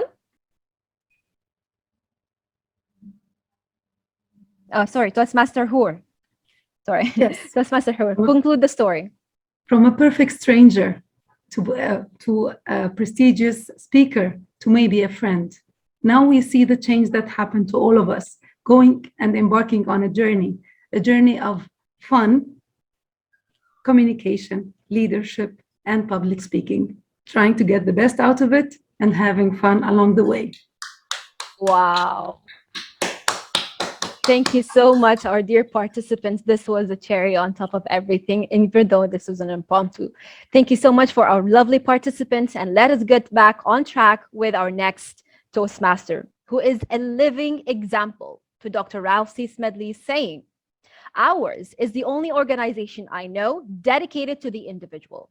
We work together to bring out the best in each of us, and then we apply these skills to help others. He is leading by an example to show the community how much can you give to others when you can. A walking and talking guide of parliamentary procedures. He has achieved several remarkable milestones during his Toastmasters journey. Some of them include leading District 20 as director when it was the largest district in the world with 7 countries, serving as Region 11 advisor, and today he is the International Regional Director, delivering his inspirational talk with the title, Making a Leader. Please welcome distinguished Toastmaster Ali Shahbaz Ali.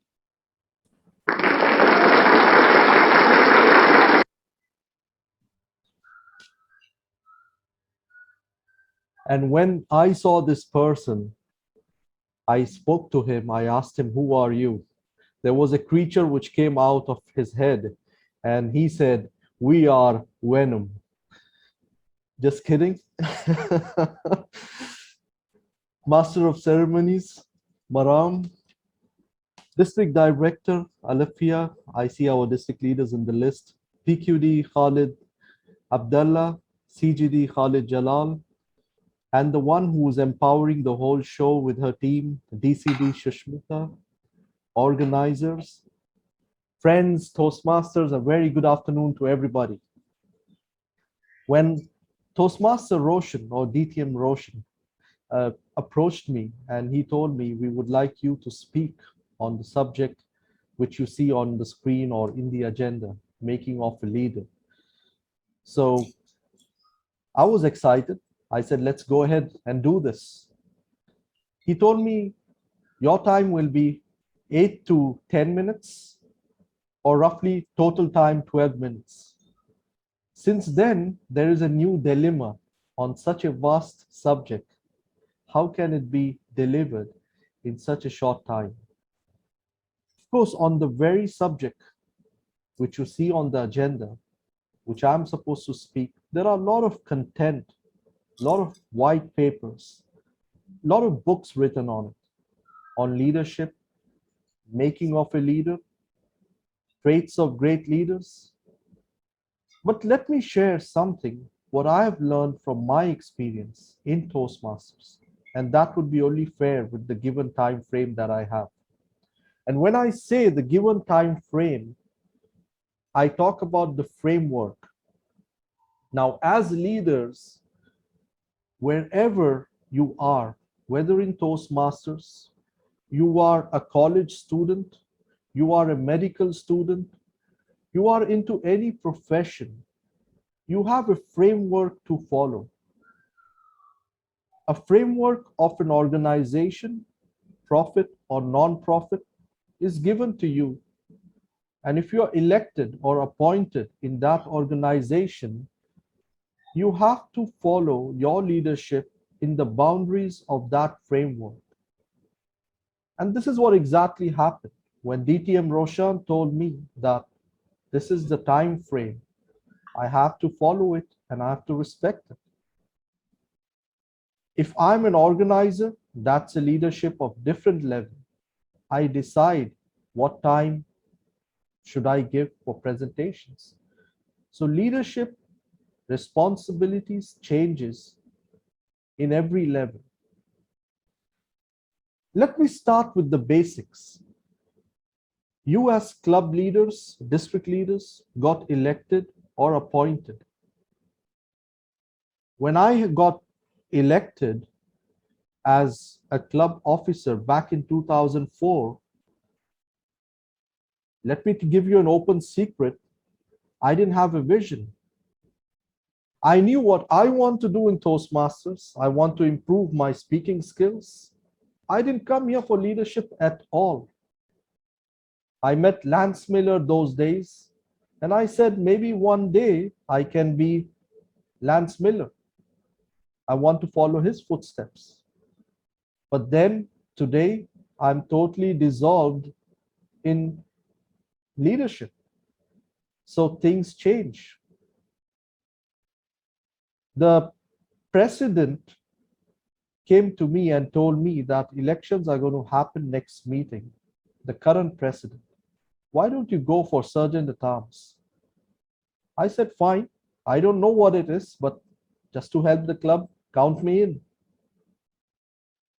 As time passed, I started understanding I see that message, what's going on as time passed. I started conversing with leaders around me, across the world. What I notice, one thing is your own vision, which everybody here has. I'm sure everybody does, right? You have a vision for what you want to do in Toastmasters or what you want to do at work. You have some vision for retirement. That's all there. And I don't really want to know what's your vision, and you wouldn't want to know mine because that is kind of private maybe. Not everybody shares their vision. Or maybe they share some part of it. But what I want to ask you, I request you to write in the chat, what is your vision for your club as a club officer? What is your vision for your area, your division, your district? Can you give some keywords in the chat, please?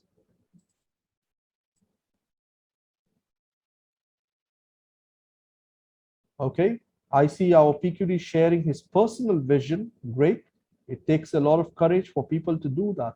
But let's hear, what's your vision for your club as a PR, as a membership, as a VP education, role model to district motivation, empower District 20 leaders with needed knowledge to enable members to achieve their personal goals. I see motivation, top 10 club in the world, excellent. Meet people, okay. Vision, grow Egypt as an area, great, more quality. So thanks for sharing your vision in your particular office. And you can share, keep sharing, even though I cannot read all of them. but I will read once my time is up, and I'm free to see the chat box again. So this is your vision for your club. As a leader, when I do such trainings, the first point is write your own vision for your life. Don't show it to me. Keep that paper with you. The second thing is write your vision which you want to accomplish in that office this term. And then comes the difficult part. On the same table, discuss your vision as an officer with your fellow officer. Any idea why I'm telling you to do this? Why should you discuss your fellow officer's vision on the table? Maybe before the term begins, maybe even now, to be on the same page. Strive to make all members, okay, that's a vision for your office this term. Okay, to be on the same page, to align all visions to be on the same page, perfect. The reasons are great. When you talk to your team as a leader, what's their vision as an officer? What do they want to accomplish this year? How we can help each other? You see, you get to know your fellow officers very well. There is a trust. There's an environment of trust. There is a sense of belonging. Oh my, Mr. President, I'm a sergeant at arms and you really want to know my vision as sergeant at arms? Fine, I want to have the best logistics hub among all the clubs in my club. I want to have the latest gavel. I want to have all the e-documents from Toastmasters International. Sometimes when you are going to ask the vision to your fellow officer, they might just come and tell you, Madam President, I really don't have one. Can you guide me on what's going on? So you build a sense of belonging.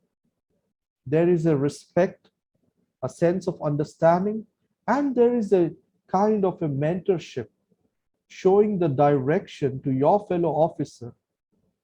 Your vision as an officer for this club, this area, division, district, I would really like to know so we can lead together. Just take note, when people give their official vision to you for their office, you might not agree with it sometimes. A VPPR might give you a vision for education. I'm the VPPR and I'm going to tell my president, I want to see all the 6 goals, educational goals achieved. And that's okay. It's fine. Don't fall into an argument. Do not block that vision.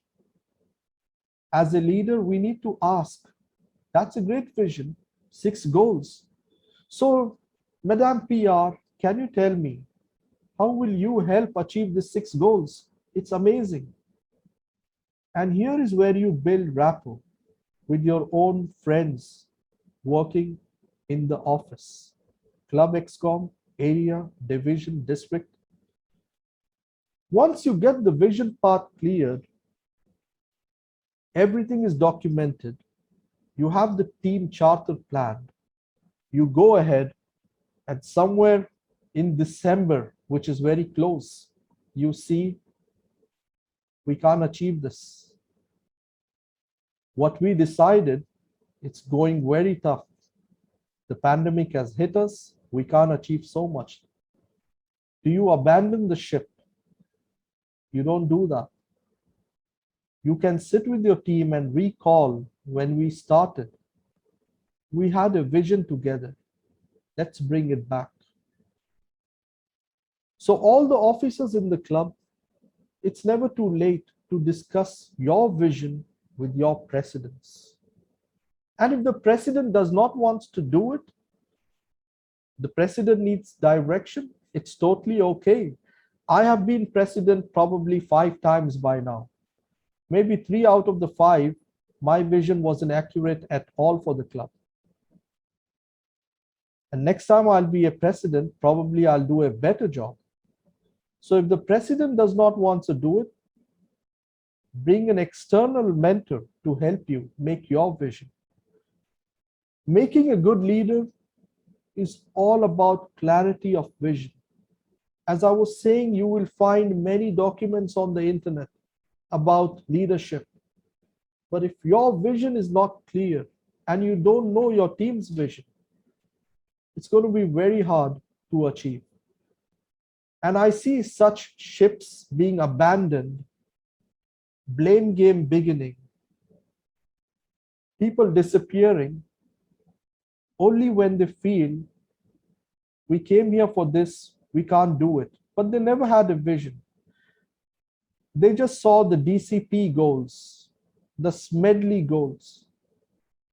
But that's not a vision exactly. In Toastmasters, it's a process. I heard from one very wise Toastmaster who told me that Toastmasters is not to swallow.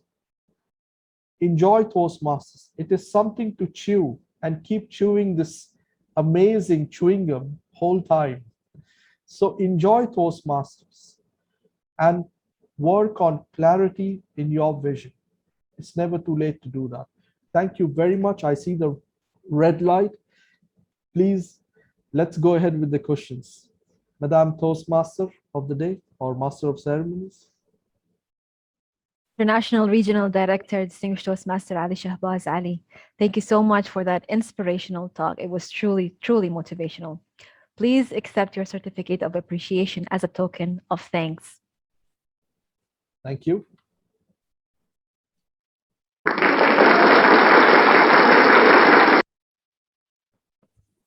Ladies and gentlemen, we have a quote to, a question to Distinguished Toastmaster Ali Shahbaz from Toastmaster Dinesh.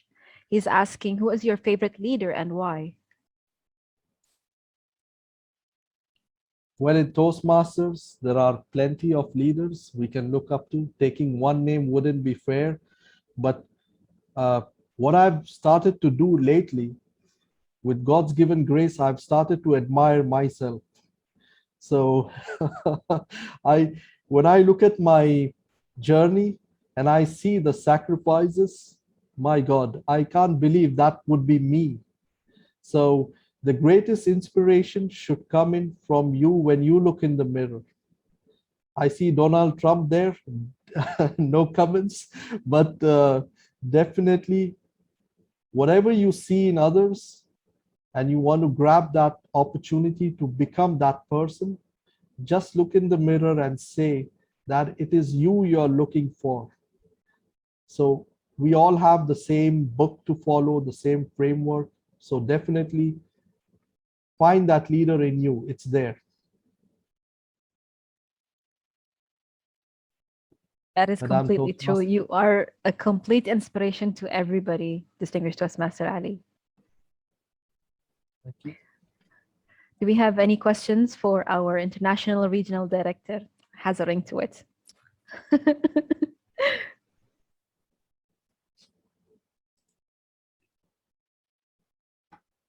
Any questions from the audience? I see a lot of messages, but giving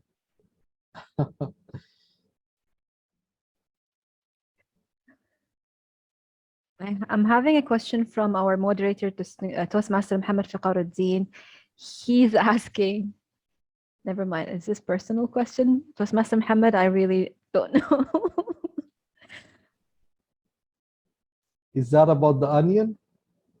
No, he's asking how would you identify his leadership skills?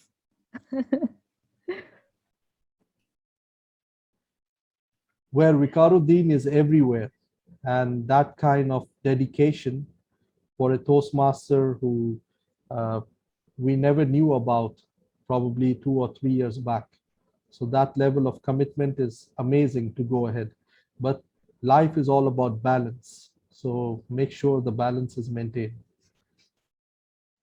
Thank you so much, distinguished Toastmaster Ali Shahbaz Ali. Due to time constraints, Yeah. we will have to move forward to our next session. Thank you so much, our audience, for Sure. participating in the question.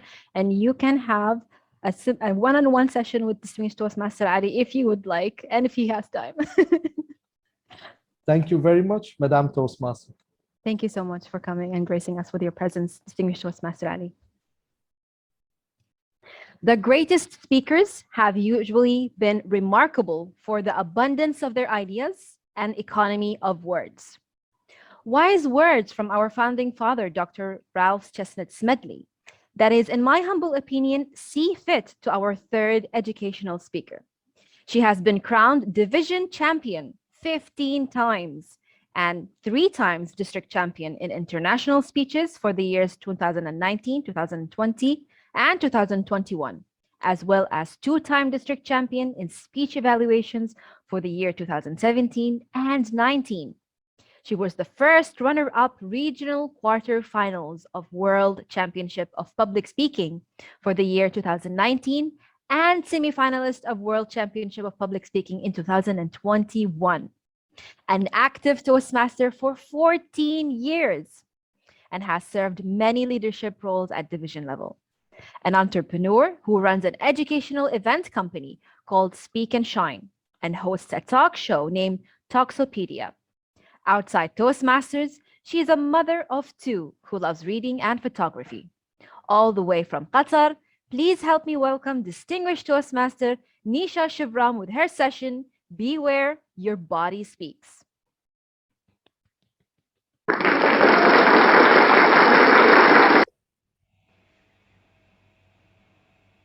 Beware, because your body speaks. Now I'm looking at the screen and I'm looking at you right now, and I'm finding many people looking at me with all interest, but I can see their facial expressions as if they are not very happy. They're sad or they're bored. Now, I'm not saying that you're bored, but some thoughts are going on in your mind that make your expressions change. And when your expressions change, they give out a lot of wrong messages to the receiver. In this case, I'm the receiver.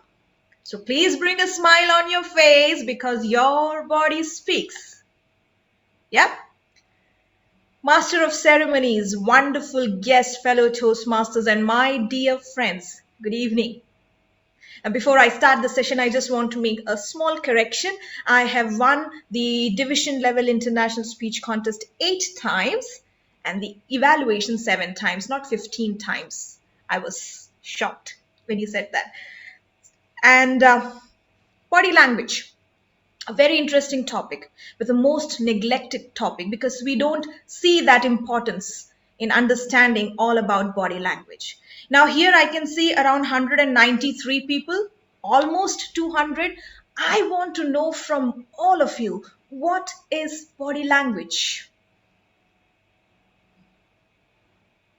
You may type it in the chat box or unmute yourself and tell me, what do you understand by body language? Okay, somebody has, okay, Toastmaster Vidad, nonverbal communication. I'm so happy that you brought this point. Communication, your confidence, speaking with no words, expression of your thoughts. Toastmaster Vidad has raised her hand, so Yes. please unmute. Yeah. Good afternoon, everyone. Well, I believe that each person has his own body language. There are things that common to everyone, but each one has his own body language that expresses his anger, his sadness, his frustration, or surprise. So the body language speaks the thoughts that we are thinking, plus translated into feelings, and feelings are expressed throughout our body. Thank you so much. Message you convey by expressing through actions. Yes. Now let me tell you, body language in simple words, okay? In the words of for the layman, it's the language of your body. Easy peasy. Language of your body. But if I have to define it, body language is communicating non-verbally through intentional and unintentional gestures or movements. So there are three things that you need to focus on here. Communicating non-verbally, intentional and unintentional movements and gestures. Somebody said it is non-verbal communication. Now let me make it clear. Body language is just one aspect of non-verbal communication and not non-verbal communication as a whole. And somebody said that when we don't speak in words, body language. No. When we don't say anything, we can be silent, but silence is not body language. Okay. So body language is not non-verbal communication as a whole. It is just one aspect of non-verbal communication. And this one aspect of non-verbal communication is the most important aspect of communication. As one of the very famous psychologists, and probably he's the first psychologist, psychologist Albert Mehrabian had described this rule that when we communicate, it is only 7% words. 38% is our vocal tone, and 55% is body language. So that is how important this aspect is in communication. And when we talk about body language, and today when I would talk about body language in detail, I would help you with some tips or some elements that can help you as a speaker, as a leader, and in your profession as well. So when we talk about body language, we talk about various elements. The first and the most important element of body language is facial expressions. We don't know, but around 250, expressions come on our face on a daily basis. 250 expressions. And it is important that our facial expressions align with the words we say. So when I say that I'm so happy to see you all, that happiness should be visible on my face. If something else is going on in my mind and I say that, oh, I'm so happy to see you all. Now you might be happy because I'm seeing a lot of my friends after a long time, but if that is not visible on my face, the receiver would take it otherwise. He would feel that, oh, she's just saying it like that. She's not very happy. So as a speaker, distinguished Toastmaster Khalid says that we are happy to have you here. I can't see you right now on the screen, but I believe that you are happy. Now, as a speaker, when you are giving a presentation on the stage and you have all these emotions in your story, and if those emotions are not visible on your face, your audience will not take the message in the right way. So when I say, wow, what a wonderful day it is, yes, I convey the message. But when I say, wow, what a wonderful day it is, oh, I'm sorry, that is not visible on your face, right? So facial expressions as a speaker, as a leader, as a club officer, when you speak to your club members and you have to convey a message, you need to understand the emotion of the word that you're going to say and bring that emotion or express that emotion through your facial expressions. It is very important. The next element in body language is gestures, right? We all know about gestures. We talk a lot about gestures when it comes to speaking or presenting a speech. So gestures are nothing but our hand movements of fingers, the movement of our fingers. What does it mean? Now let me tell you that gestures are culture specific. one gesture that looks fine to me may not look good in some cultures. Some gestures are universal. Okay, for example, when I say good job, good job. Now this thumbs up is a universal body gesture. We can use it anywhere in any part of the world. When I say hello, how are you? Now waving is a common universal gesture. But sometimes when I point a finger and talk to somebody, it may look okay in some parts of the world, but in some culture, this is offensive. So in order to have effective gestures in the way you convey a message, in the way you speak, you need to understand the culture first. Am I talking to the right person? And if I'm talking to a person of a specific origin, is it right to use this particular gesture here? Now, why am I saying that? Because when it comes to club officers, since it's a club officers training, you might be having people from different nationalities. So you have to be very careful. See, again, when I am using this finger, it may look very offensive or very dominating to some others or intimidating to some people.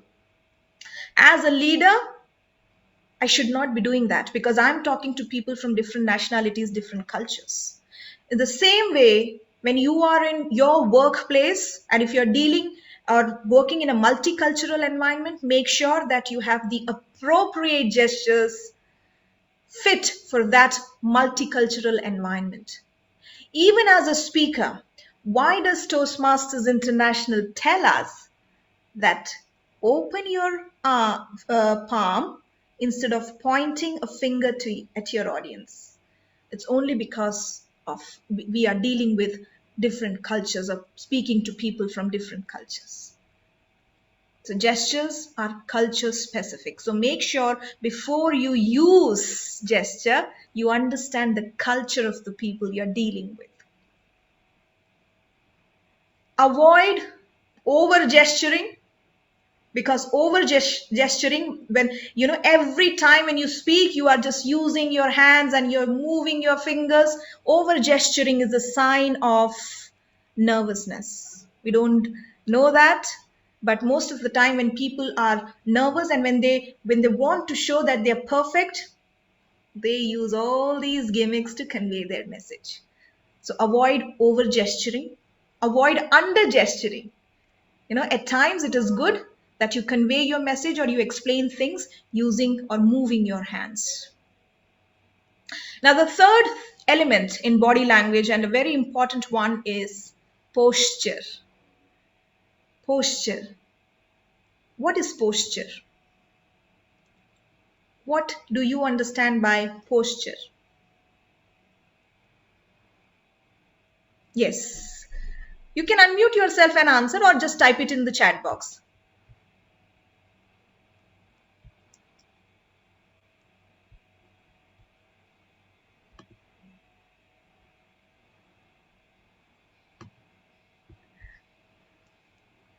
Okay, sitting or standing, correct?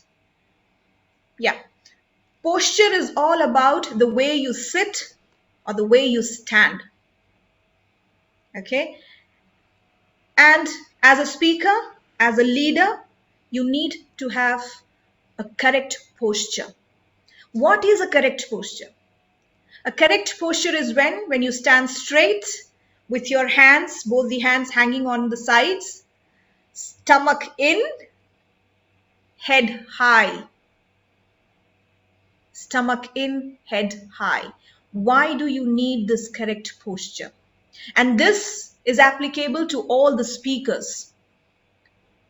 When you go onto the stage and stand, it is important that you have this correct posture. Stand straight, your hands hanging on the sides, stomach in, your chin high. Why is it so?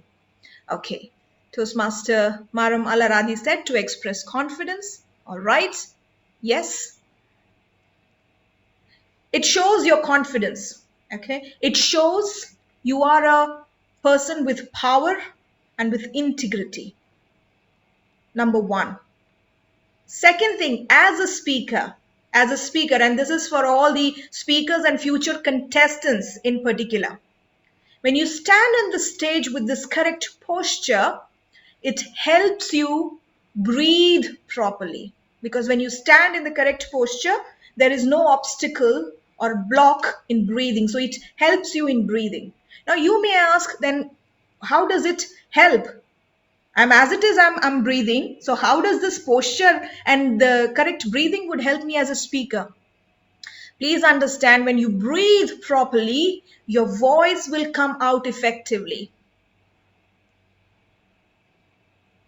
Sometimes you listen to some speakers and say, oh, wow, what a great throw of voice. People can hear this person so clearly. It's because he has a correct posture and he breathes properly. Now, if you have listened to singers, do you think, and this is, I don't know if it is a secret or not, but I'm just revealing it here. The singers, they don't speak from the throat. They don't they don't sing from the throat. They sing from the navel point.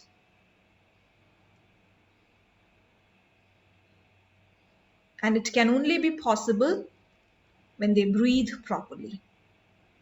And in order to breathe properly, you need to sit or stand properly. Now, as a leader, it shows your confidence. It shows that you are somebody with power. It shows that you are interested in the other person talking to you. Now, if you have a slouching posture, you're sitting like this, or you're sitting as if you're resting, which shows that you are not at all interested in the other person talking to you. You're just, okay, let him talk. I will just rest here. We don't understand that. These are all unintentional body mannerisms that we completely overlook, but it conveys a lot of messages as the sender of the message, and it also affects the receiver of this message. So make sure that you have the correct posture, whether you sit, whether you stand. The next thing in body language, the next element in body language is eye contact. I see you, eye contact. Now we have heard it so many times, people telling us that, when you talk, look into the eyes of the other person. Yes, it's true. It's true that when you are talking to somebody, look into the eyes and talk. And it is also important that when somebody is talking to you, look into their eyes and listen to them carefully. However, too much eye contact is a sign of dominance. Toastmaster Maram is laughing, but that's a fact. That's a fact. Somebody talking to you and he's continuously looking at your eyes for like 5 minutes, you will get intimidated. You will be uncomfortable talking to him. Now the question is, so you are telling me to make an eye contact, so how long should I look at somebody's eyes? You need to have some balance. When you're talking to somebody, you can look into their eyes and give them some important message, but you can also look, when you are expressing a point, you can look here and there and then get back to the eye contact one more time.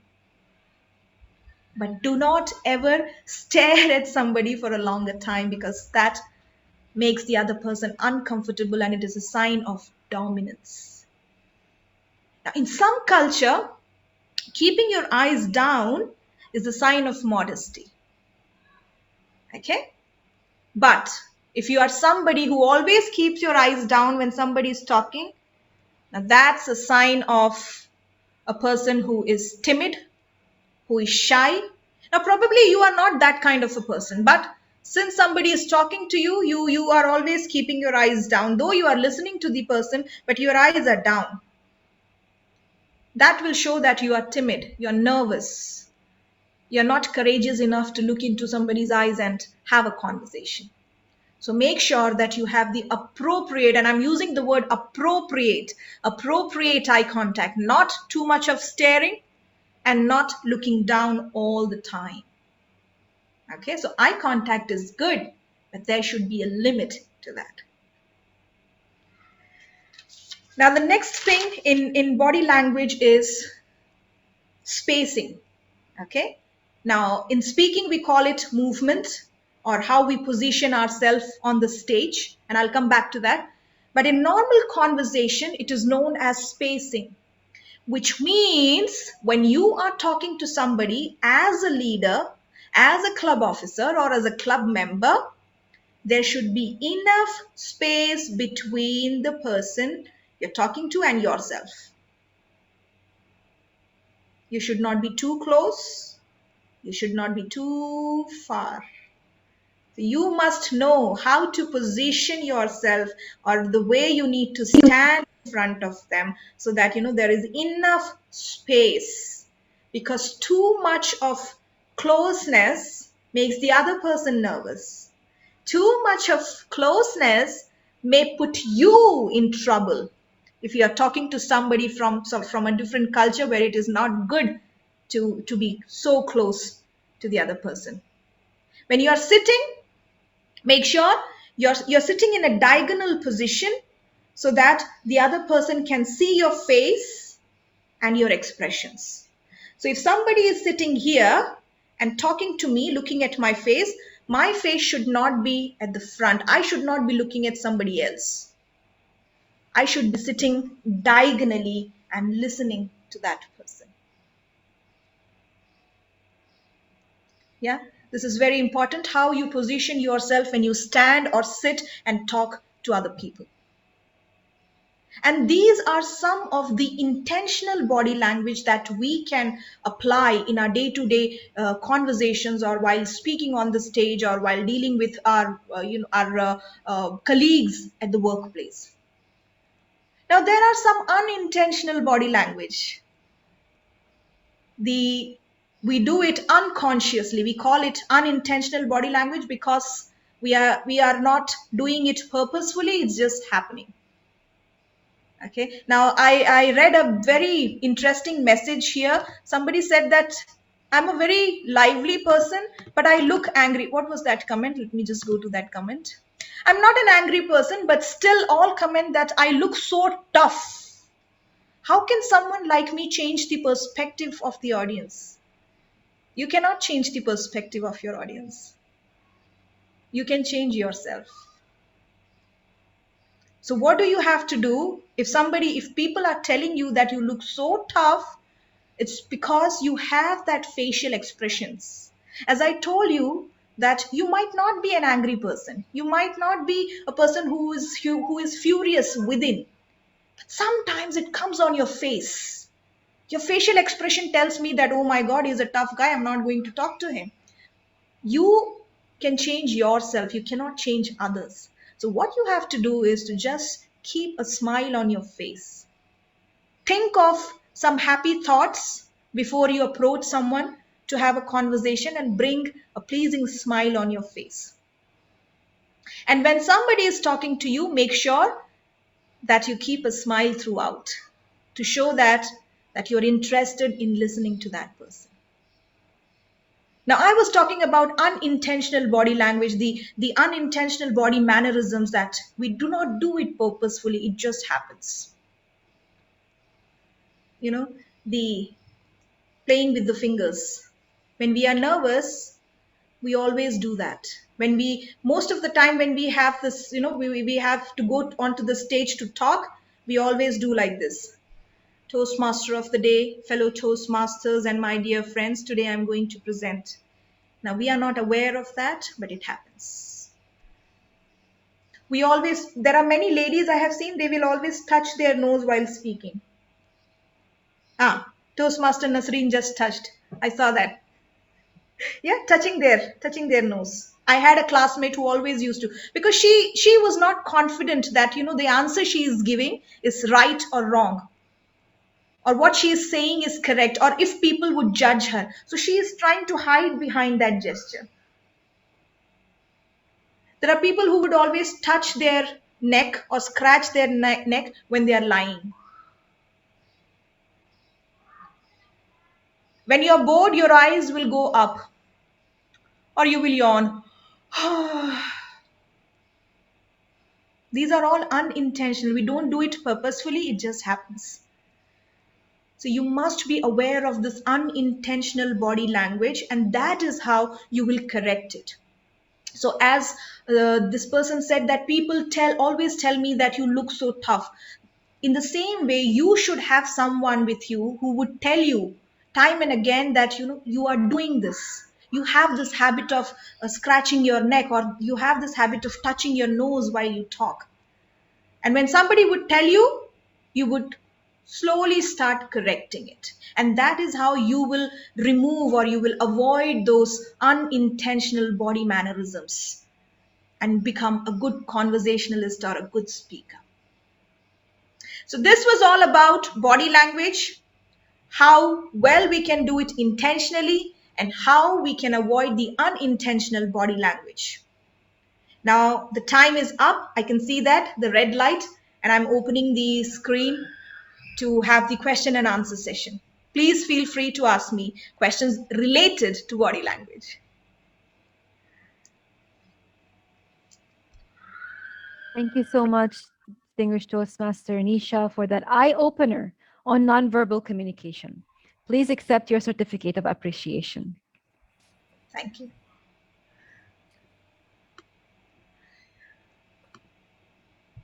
We can have 1 or 2 questions so that we just stay on track.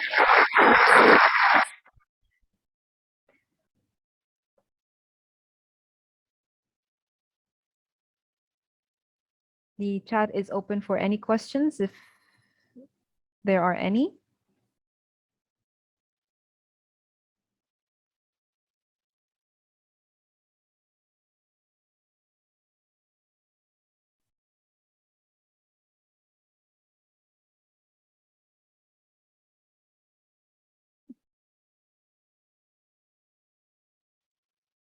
All right, I believe there are no questions. Okay, all right, we have a question from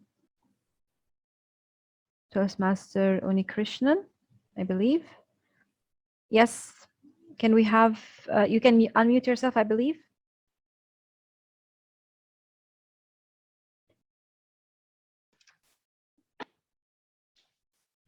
Yes, madam, I have a question. The question is, you told me the formula of 7:38:55.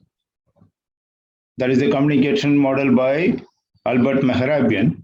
If that is the case, why Toastmasters International give 40% weightage to the content of the speech?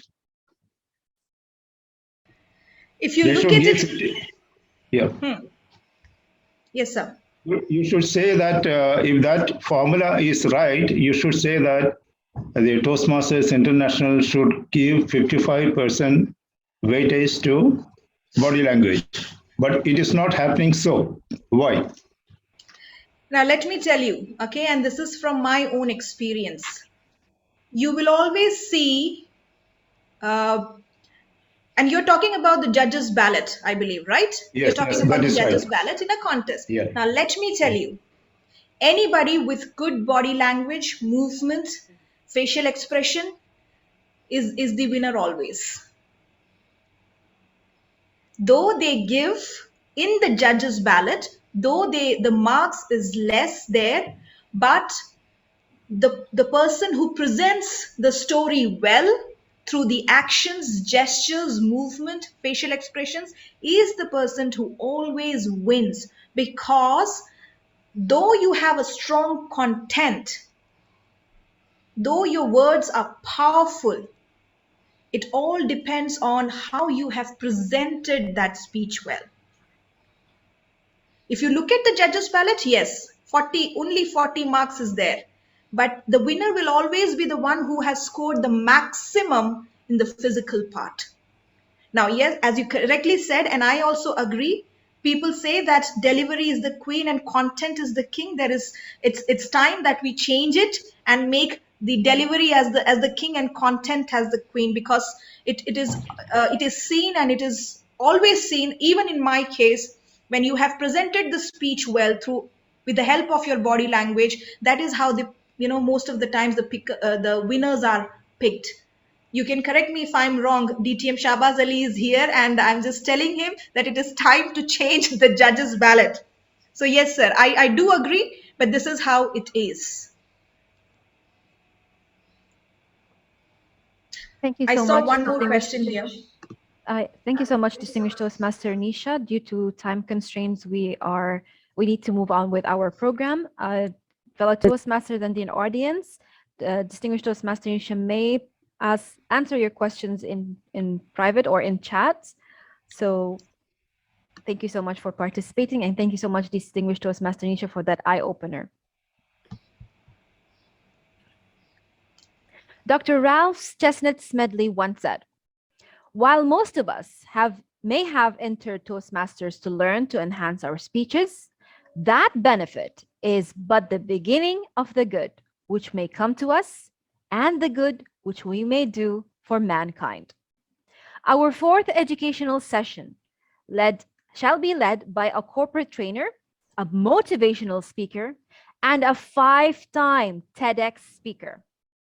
As a leader, he has specialized in training and development as a serial entrepreneur and trainer. He has trained over 100,000 people and delivered over 1,000 motivational talks and keynotes addresses in almost every major city in India and over 40 other cities around the world. In addition, he has trained some of the major companies in the world, including Microsoft, Dell, Mercedes, among several others, not to mention countless leadership roles in club, area, division, and district levels. As a speaker, he represented District 121 4 times in the past 6 years. He also was the semi-finalist of the World Championship of Public Speaking as a second runner-up in 2016 and the first runner-up in 2018. He has 2 well-deserved titles, which are the Silver-Tongued Orator and the International Poet of Merit. Not to mention, vivaciously called Rockstar of Toastmasters in India. Presenting distinguished Toastmaster Deepak Justin, who shall help us to know how to communicate as leaders, with the title, How to Be a Dragonfire Speaker. Thank you so much, Toast. Thank you so much, Toastmaster Maram. I'm deeply touched and greatly humbled by that mighty introduction. Well, ladies and gentlemen, it's wonderful to be here in Bahrain. This is my second attempt of trying to educate the leaders over here. It's always a pleasure to share stage space with towering leaders like Ali Shahbaz Ali. If I could borrow your smile, you got the most beautiful smile. And Nisha, your expressions were fascinating. I loved your speech. Both at the district level and at the regional level, you were winner hands down. Well, let me begin my presentation. I think the screen sharing option has been disabled. So I kindly request, oh yes, suddenly the access has been granted to me. Okay, fine. I'm going to begin by putting a particular word on the screen. And I want you people to guess as to what is the meaning of that particular word. Okay, fine. So guess, so everybody, please let me know in case you can see the screen. Everybody can see the screen? Not yet. Just give it a few moments.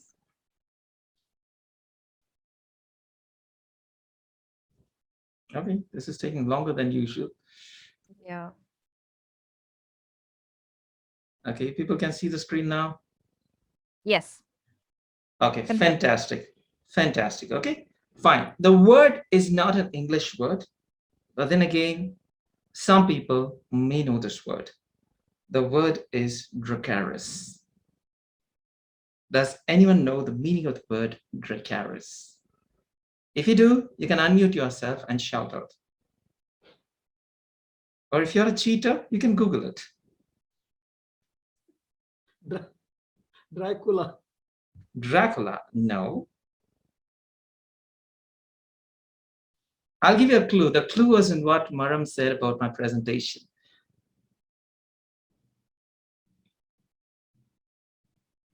Yes, Murli Manohar raised his hand. Yes. He's still thinking of Dracula. It is, Dracos is the High Valyrian word for dragon fire. It's usually used by Drania as an instruction for Dragono to wreak havoc. That is directly from the Google. Okay, he's just read it out in totality. Let's give the man a big round of applause. Okay, which means to say most of you do not watch Game of Thrones, so I need to give a small backdrop about Game of Thrones. The concept of the Dracarys is taken from the Game of Thrones. Okay, there are 73 episodes of Game of Thrones, and if I were to probably run you through a synopsis of all the 73, I think I'll be spoiling your weekend and playing spoiler for the wonderful episode that transpired. But just to hit the highlights so that I could enable my presentation. Well, Dracarys is a term that is fondly used by a character called Daenerys. Now, Daenerys is a person who was born to a father and a brother who were killed mercilessly by some enemies. And when she was born, there was a great degree of thunderstorm and lightning and eruption. It looked like God was playing a hologram show in the skies. And when she was born, they called her the Storm-born because she was born in the storm. But her mother died immediately after her birth. So somehow they managed to protect her, keep her in hiding so that the enemies don't spot her as a legal heir, and they try to finish her off. So all her childhood, she lives in this fear, in this cocoon of fear, totally intimidated that she will be also killed like her family. But then again, there's something that happens that really transforms her life. First, she is cast a spell. They cast a spell and they say that you can never have children. Yes, back in the day, people would cast a spell like that. Nowadays, people don't cast spells like that. They just spread coronavirus and ensure that people are killed from one country to another. I know that's a very dark joke, but nevertheless, they cast a spell saying that Daenerys can never, ever conceive. So Daenerys gets married, and when she gets married, they present her with 3 eggs. Probably it's symbolic of the fact that she can never ever conceive, but they present her with petrified dragon eggs, which have not seen their mother because the mothers have been killed. The mother have been killed. So Daenerys takes these eggs and she nurtures them as though she's the mother, and the eggs hatch and they give birth to 3 ugly-looking dragons. Now, she tries to nurture the dragons and she teaches them this one code word. For all of you to log into Zoom, the Zoom meeting, you had a passcode that was given. Yes, Daenerys invents a passcode back in the day, and the passcode is Dracarys. And every time she says Dracarys, the dragons breathe fire. And that gives us a whole lot of confidence. It changes her own perspective towards life, because every time she's stuck in a situation and the dragons are there with her, all she has to do is say Dracarys, and the dragons breathe fire. If you want to know exactly how hot or how intense a dragon fire is, I did my research. It is said that for your local bakery to bake bread, it requires about something like 240 degrees Fahrenheit. A dragon fire goes up to about 3,500 to 5,000 degrees Fahrenheit. With that intensity of heat, not a single element or ligament of your body is going to be left. Yes, the bones and the teeth survive because they can survive intense heat, but the rest of the body is going to be totally exhumed. Well, in my time-bound speech, I'd just like to present 3 scenes from this particular so that you get a perspective about how Daenerys went about nurturing the dragons. When I was watching these scenes and I was discussing this with a good friend of mine who happens to be a huge Game of Thrones fan, I don't know whether she's here, I invited her name is Anu. She told me this. She said, DJ, don't you wish we all had a dragon? We all had a dragon. Anytime we had an enemy who tries to hold us captive, the dragon can just breathe fire and destroy the people who are trying to torment us. And I was thinking on those lines, and you know what? We actually have the dragon with us. We do have the dragon fire with us. And if we choose wisely, we could be in a situation to also exhuming a lot of people who are tormenting us. And the fire that I'm talking about is a four-letter word called words, or word, W-O-R-D. Words have this magical ability. Yes, we can't spit fire, and spitting is actually illegal in most of the countries. So the only thing that we can spit out is words. Now, words have this magical ability to impress, to depress, and to just merely express. I still remember back in the day, my dad always used to tell me, the purpose of all communication is to express and not to impress. Now, I'd like to tell him, Dad, those days are gone. Today, if you don't impress, you end up depressing an audience. Okay, this part of my talk is dedicated to all the beautiful ladies who are present in this virtual Zoom platform. Okay, ladies, imagine in the next few days, you have a very important function to attend. And this function calls you to dress up at your best. So you take the extra care, the extra eye for detail, for going to the right store. You visit a lot of stores. You don't believe in the online now shopping methodology because you believe that sometimes the fit is not okay. And yeah, the way in which they portray it with the beautiful lighting and the filters, they're not actually the same when it comes to your doorstep. So you decide to go to an apparel store to apparel store. You visit from shopping mall to shopping mall till you get the right fix. You selected the right attire after 3 days of spending excruciatingly painful time. And after it's over, yes, it's time for you to get your accessories. So you choose your accessories again with tender loving care, and you get all the accessories right. And then after that, it's time for you to select the new footwear. So you get to the footwear store, get the perfect footwear. And it's time for you to go to a beauty parlor and you surrender to the charms of the beautician over there. And you say, okay, I'm all yours. Make me the best version of me, physically speaking. And so the person starts with the hair, goes to the eyebrows, does the waxing, does facials, pedicure, manicure, and whatever is there in the menu card, everything is orchestrated towards you. And then one day before the entire function, you decided to go to sleep early because you need your beautiful sleep. You wake up early, you think of only pleasant thoughts. You don't talk to the irritating characters in your house, hashtag husbands and notorious children.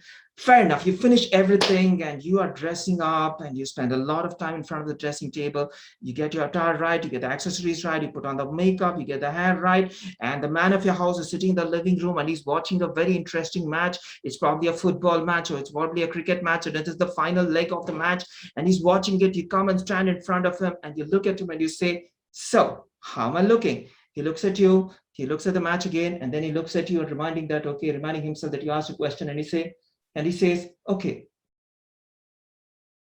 You say, that's it?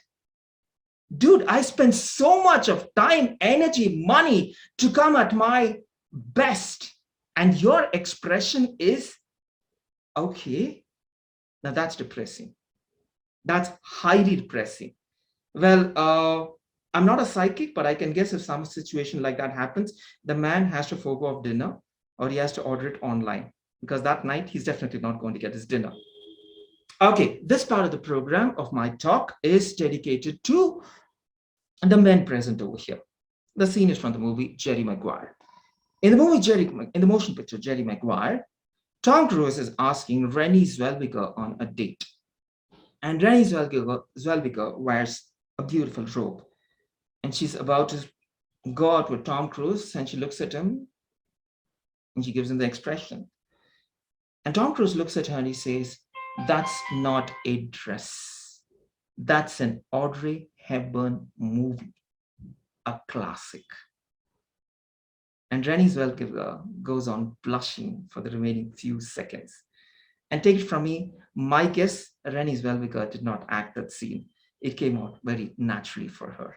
Well, take it from me, words have this magic. There's extraordinary magic of impressing people at a very high level. It also has a capacity to destroy people.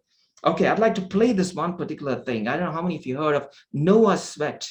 Noah Sweat was one of those persons who, on the floor of the House of the Parliament, was asked this question when there was a prohibition bill to prohibit or to put a carpet ban on liquor in the United States of America. And he came across with this wonderful speech because he was very fond of whiskey. Let me tell you how he used words to destroy the arguments that were put across by people. Okay, a shout out if you people can see my screen. Yes, you can. Okay, fantastic. Okay, great. This is how it goes about. If when you say whiskey, you mean the devil's brew, the poison scourge, the bloody monster that defiles innocence, dethrones reason, destroys the home, creates misery and poverty, yeah, literally taking the bread from the mouths of little children. If you mean the evil drink that topples the Christian man and woman from the pinnacle of righteous, gracious living into the bottomless pit of degradation and despair and shame and helplessness and hopelessness, then I am certainly against it. But if, when you say whiskey, you mean the oil of conversation, the philosophic wine, the ale that is consumed when good fellows get together, that puts a song in their hearts and laughter on their lips, and the warm glow of contentment in their eyes. If you mean Christmas cheer, if you mean the stimulating drink that puts the spring in the old gentleman's step on a frosty, crispy morning, if you mean the drink which enables a man to magnify his joy and his happiness and to forget, even if for a little while, life's greatest tragedies and heartaches and sorrows, if you mean that drink, the sale of which pours into our treasuries untold millions of dollars, which are used to provide tender care for our little crippled children, our blind, our deaf, our dumb, our pitiful, aged and infirm, to build highways and hospitals and schools, then I'm certainly for it. This is my stand, and I will not retreat. I will not compromise. Ladies and gentlemen, when I read that, I felt like having a drink myself. Well, I'm not here to advocate drinking. Well, definitely the Middle Eastern countries are definitely against the whole concept. So I'm not here to advocate towards the same. And for your kind information, I don't smoke and I don't drink whiskey. I drink wine and vodka. So that's my preference. Nevertheless, words have this magic. It can destroy people's perceptions, the perspectives. It can go about illuminating people. What does fire do after all? Anyone, please tell me, what does fire do besides distraction? Please put it on the chat or unmute yourself and tell me, what does fire do? Good. It keeps us warm. Very good. What else? Nobody likes food. It's used for toasting, roasting, cooking, making taste buds more dance to a lot of tunes. Okay, fine. It's used for cooking. It's used to keep us as warm. It's used to illuminate homes. Take it from me. Words can do the exact thing. Words can do the precise thing. It can use for warming up a person. How many times have you heard of an introduction? I think Maram did a wonderful job. I loved some of the introduction that she gave. But I'm talking about the vast majority of people. The way they introduce, it's more like an announcement in an airport. And the next flight that is going to take off is, all the passengers are kind of requested to move to this particular gate. And the next speaker for the day is so-and-so. So placid to the core. Let me tell you about one of the introductions that I got in a leadership convention. This gentleman was inviting me and he said, I will take the privilege of introducing you. And this is the way he introduced me. He said, ladies and gentlemen, the next speaker for the day is a person whose name signifies the light. Well, there are three kinds of light. The first is a light from a candle. The light from a candle burns itself in order to dispel the darkness that embodies it. There are some people who live their lives like a candle, burning themselves, sacrificing their needs, wants, and desires in order to dispel the darkness around them. The second is the light from a mirror. There are some people who live their lives reflecting others, whoever comes incident in their company is able to see themselves through this particular individual. But there's a third form of a light, which is sleek and slender, and yet so powerful, and that's a light from a laser. Ladies and gentlemen, presenting the next speaker for the day, whose name symbolizes light, and he's a laser beam who can cut carbon steel, presenting Deepak Justin.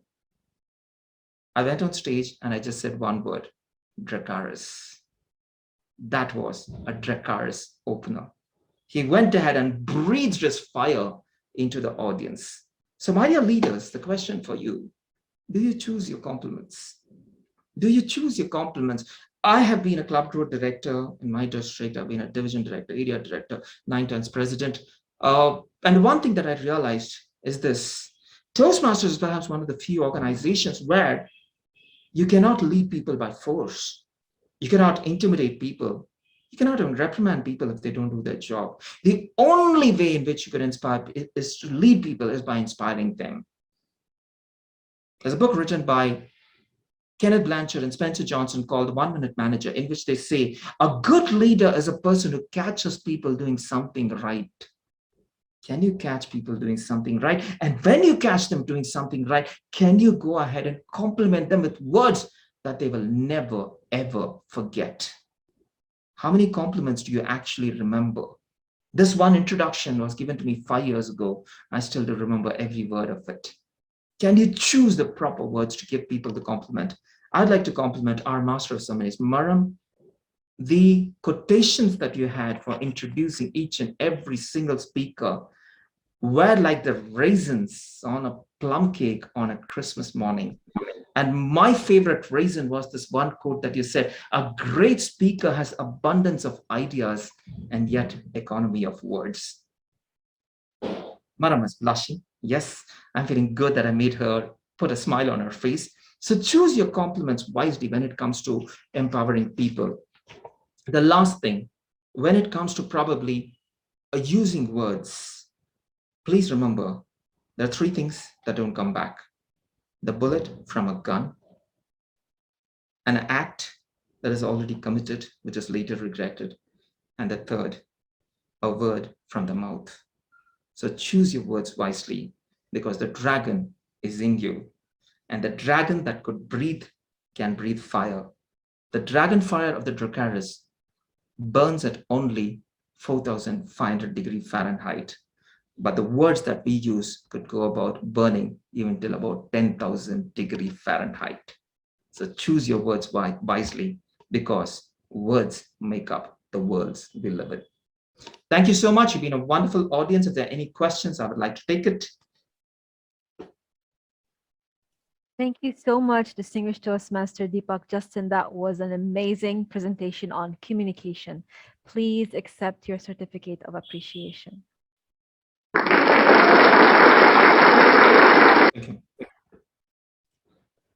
Never have I ever imagined that I would be seeing Game of Thrones in Toastmasters session. Dracarys, everyone. We will have a question and answer session as of now. So if you have any questions, please drop them in the chat, or you can unmute yourself or raise your hands better. And if there's no other questions, I would probably like to leave you with the words of a past international president, the first lady president, the Daenerys of Toastmasters, Helen Blanchard, who spoke this about Toastmasters. The choice of words was so perfect that to me, that was truly a Dracarys. If you can get out of Toastmasters what you can get out of Toastmasters, if you can get out of Toastmasters what you can get out of Toastmasters, you can never get out of Toastmasters. Madam Toastmaster, Maram Al-Aradi. So much, distinguished Toastmaster Deepak. That was truly an amazing session. I did mention in DTM Ali Shahbaz's speech, once you're in, you're never out of Toastmasters. One of my personal favorite quotes of Mahatma Gandhi is, "The best way to find yourself is to lose yourself in the service of others, which is something showcased by our fifth presenter, as he wants to learn and improve his leadership skills and support others for their development. He has been affiliated with Toastmasters for 2 years as a member of Desert Pioneers Toastmasters Club in Kuwait. He is currently the Area 31 Director and works in finance. Please help me welcome distinguished Toastmaster Hamad Chiraz with his session, Toastmasters International Resources for Club Officers.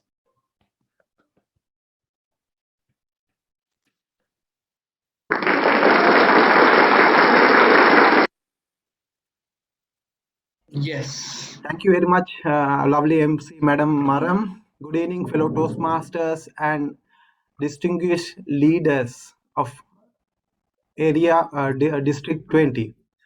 Now, we had lovely presentations, right? Only 4 presentations, amazing 4 different varieties of presentations. Now we'll try to learn or try to go through whatever we know through our Toastmaster International, the tools. As leaders, we have learned many things in our regular life and Toastmasters life as well. So currently what we can do is we can fine tune ourselves to become a proper streamline with our Toastmasters International. Toastmasters International is more than 100, nearly 100 years, been for 100 years. So there are a lot of branding guidelines we have to follow. So all these branding guidelines we can follow through our Toastmaster International website. My topics I will cover is club officer roles, club central, how to manage, how to interact with the club central, and membership building and club management, branding, brand portal, speech contest, and club leadership handbook. These are the few things I noticed and which is important I felt and which we can cover within this 20 minutes. I know we all know that Toastmasters International website has plenty of amazing information, but within this 20 minutes we won't be covering all those. So I will try to make sure that we'll cover at least these points. The objective of this session is recall our existing knowledge and understanding the Toastmasters International tools and apply the Toastmasters International tools in our Toastmasters activities. We are leaders and we have learned a lot of things. We have gained a lot of knowledge. How about have you all applied it into our day-to-day life, day-to-day Toastmaster activities? So one of the objectives is to apply it in our Toastmaster activities. And another objective is evaluate ourselves. This is we call self-evaluation. One evaluation is one speaker will speak, another person will evaluate us and in our leadership skills, and we can have our own evaluation as well. So we have to evaluate ourselves whether are we doing the correct things or are we applying the correct method what Toastmaster International has taught us. So this is what we will learn. This is one of the objectives in today's session, and share your knowledge, educate members, and prepare them to lead. Toastmasters is not only about speakers. One of the famous Toastmaster DTM Khalid always used to say that Toastmasters speaking is only 30% and more than 70% is leadership skills. So we have to train our members to be a leader. So we'll go one by one where we can have our leadership Toastmaster tools. Club officer tools is from club officer tools right from Toastmaster website. Before that, I'd like to ask the moderator to run the poll so that we can understand how many yes, thank you very much.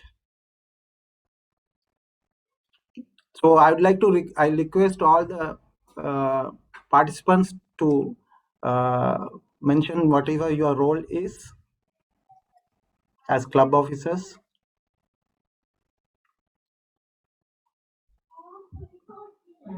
Oh, great, 37% mentioned their roles.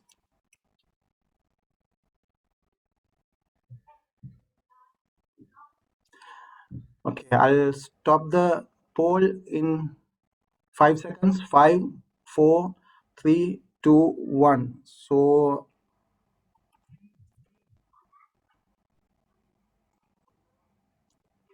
I'll share the screen. So mostly we have presidents, and we are covering almost all the roles in today's session.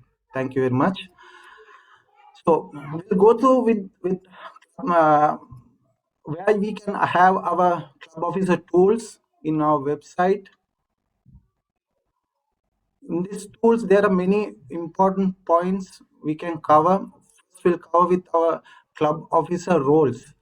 We know that we are the next session, what we are having after the break will be a session for all the individual different roles, how they are having their session, they have to perform their roles and responsibility will be discussed.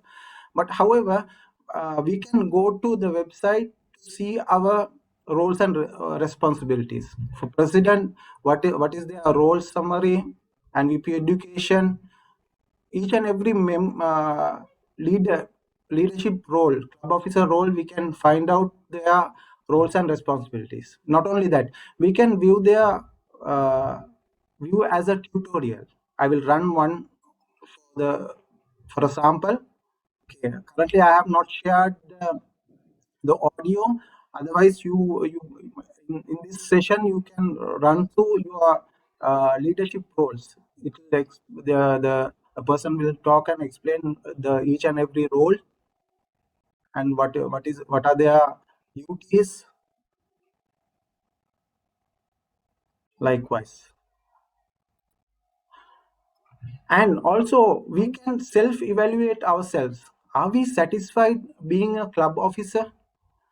So in club officer roles, I was explaining each role where we can see each club officer's roles. We can see it from here, and we can have a tutorial. Can be organized into 3 categories: meeting quality, club success, and member relations. So what do those categories entail? Glad you asked. Click a category to learn more about it. Okay. Club success. The president's role involves 2 main club success duties. First, you work with your fellow club officers to achieve success. Okay. That's a sample tutorial I just ran. Each and every club officer, you all can run through this tutorial, and you all can do a self-evaluation as well. As we have covered already 4 months, we all can run the self-evaluation form and fill the figures, fill the information, and see whether we are satisfied with the current role. Okay, next one I covered is Club Central. I'm sure that all our members are experienced in Club Central, so I'm just going through with specific points, which important points we should take care while we are filling the information. So when adding new members or dual members, the name and members ID, we should get the exact ID or email which they are dual members. I used to advise some of the VP memberships that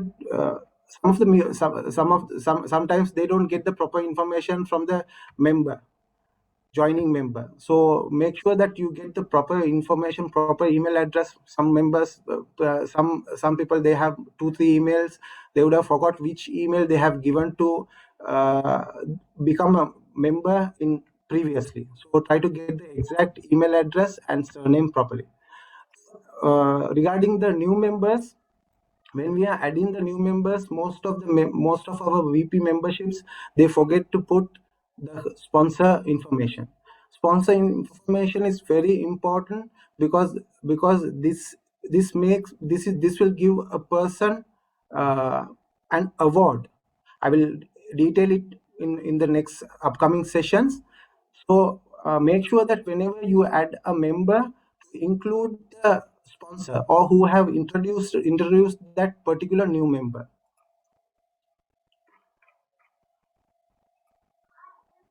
Hope it's clear, MC. Thank you very much. Okay, after adding a member, next thing is we have to submit for payment. After adding the member, in the payment tab, the member's name will come, and we can make add chart in here. Each member we can add chart. After adding the chart, we can make the payment. So if for existing members, if you all have not, if those members have not, either we can go by renewal or reinstating members as well. What is the difference? Renewal means it will renew from October. This member has not renewed, so it will be renewed from October onwards. Say that member doesn't want to renew from October. That member wants to renew from November. So they can you can make it reinstate members and add the member from November 1st onwards. Suppose that member is not active or not renewed in the month of October and want to renew from November, you can do it like this as well. The periods we can change it either from September or March, you can renew it.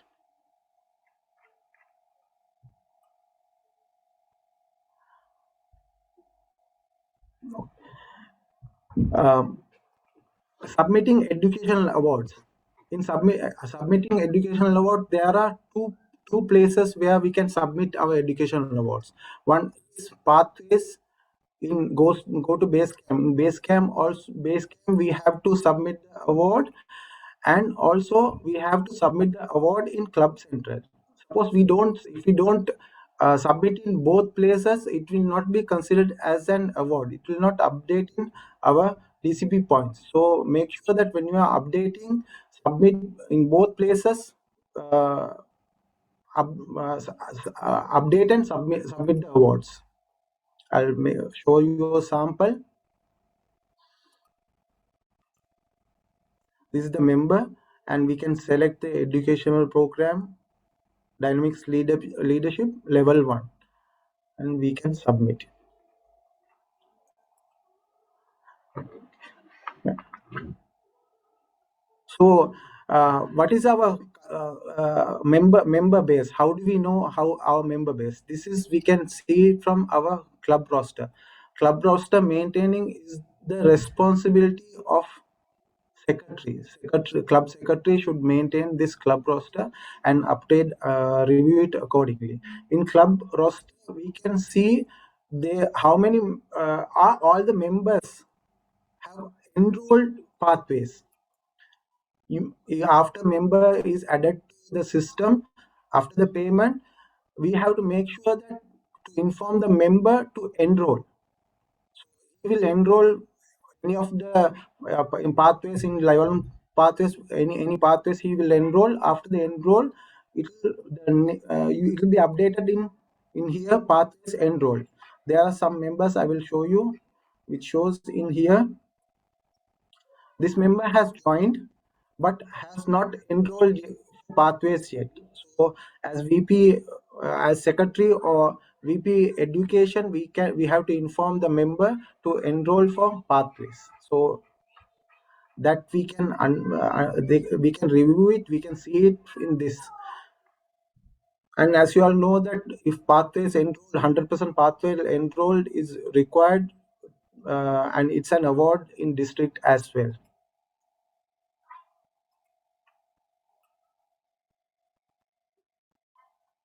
This is all related to club membership. Now we'll go through with club administration. In club administration, this is a new tab has been added. It was not there in previous years. In this new tab, club, we can update the club events. Please make sure that when you have an open house or youth leadership program, you have to update it in here. It will be updated in Toastmaster International. One is open house, the other one is youth leadership programs. How did you have this program? Is it online, hybrid, or in person? This is, you can review it in here.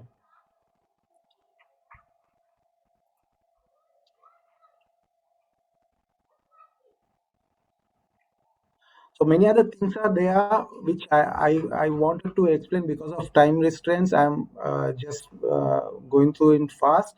In club success plan, you can each and every club we have to update the club success plan in here,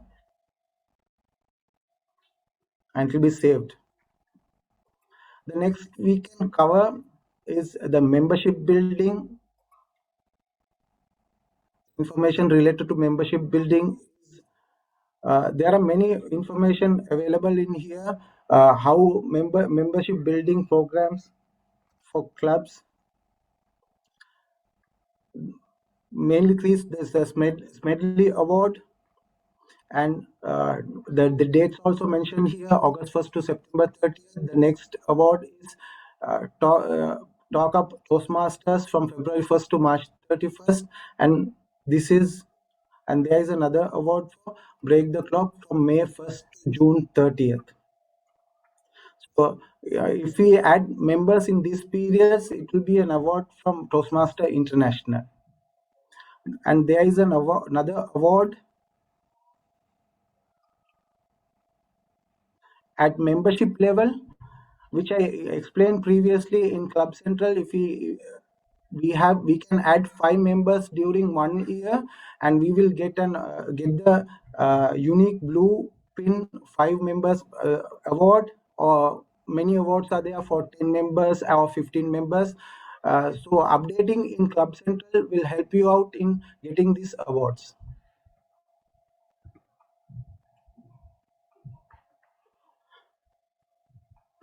We can find out our membership applications in different languages. It is available in Toastmasters International membership in Club Central memberships.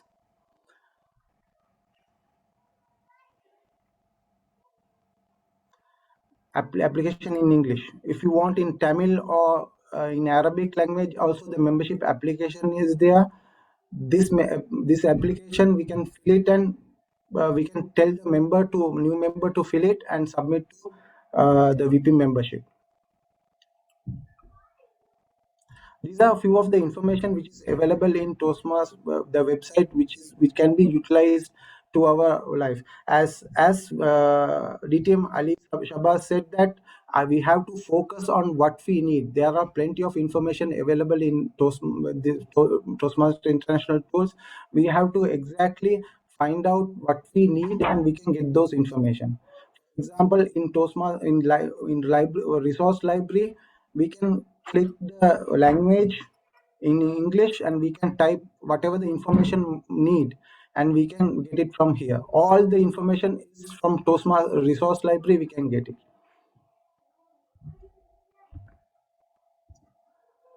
And we'll go to club management.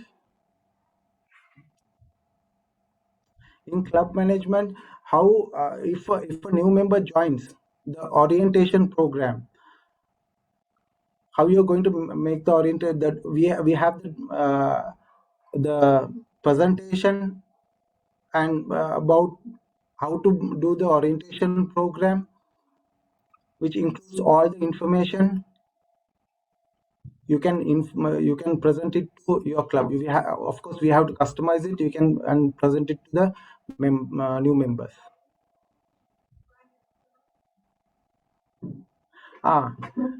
This is an interesting subject. How I would like to be introduced. I remember that always in all the sessions, people used to ask that how you have to be introduced. Please send a message. We initially, when a member joins, we can fill this form. There is a form of how to be introduced. This form we can give it to that member so that he will fill and give you. You can keep it in your records. And service to members. Each member we have to teach them how to become leaders as well. So how you can serve to serve Toastmasters. This is Toastmasters hierarchy. We can, I'll download it just to show.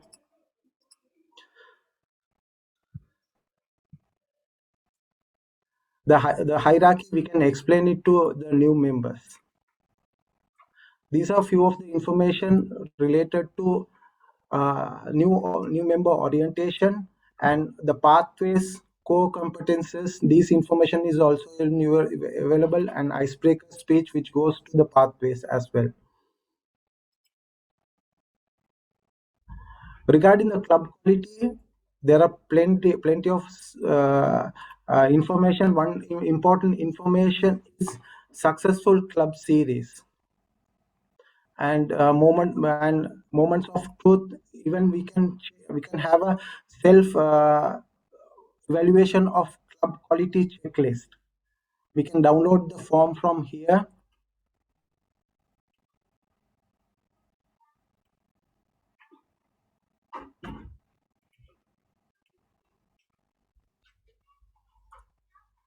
This form will help us to evaluate our club meetings. How did we conduct our club meetings?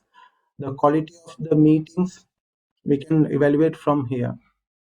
These are the information, few of the information I have gathered to check the club quality, the quality of our clubs. So by taking this information, taking all these documents and filling it will help us to go in line with Toastmaster International. I'm sure that in upcoming session, we'll be learning more about our club roles. So along with it, we need to we have to use these tools as well. Now the club contest period is starting. So where can we have our club speech contest information? This is, we can take it from a club central speech contest. Here we will find our speech contest rule book. Please make sure to distribute this rule book to all the contestants, and how we can have our online speech contest. This is also we can learn from here. And don't forget that when we have to appreciate our winners, we can have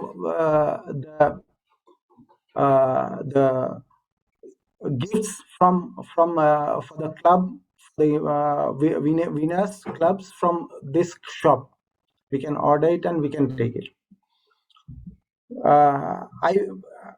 I'm sure that I could not cover most of the things, but whatever I have covered, I hope that will be helpful for you. Finally, I would like to mention that our Bible, I always check that our club leadership handbook, this is our Bible. From here, we can have many information, we can gather many information, and all the links related to our tools also available in this club leadership handbook. Try to download it, read it, and follow the information. I'll go through one. Okay. Club officer resources, we can go through these links and get all the information what we require. And thank you very much. And over to you, MC. Thank you so much, distinguished Toastmaster Muhammad Shiraz, for that simple yet very important presentation on available resources at Toastmasters International. Please accept your certificate of appreciation.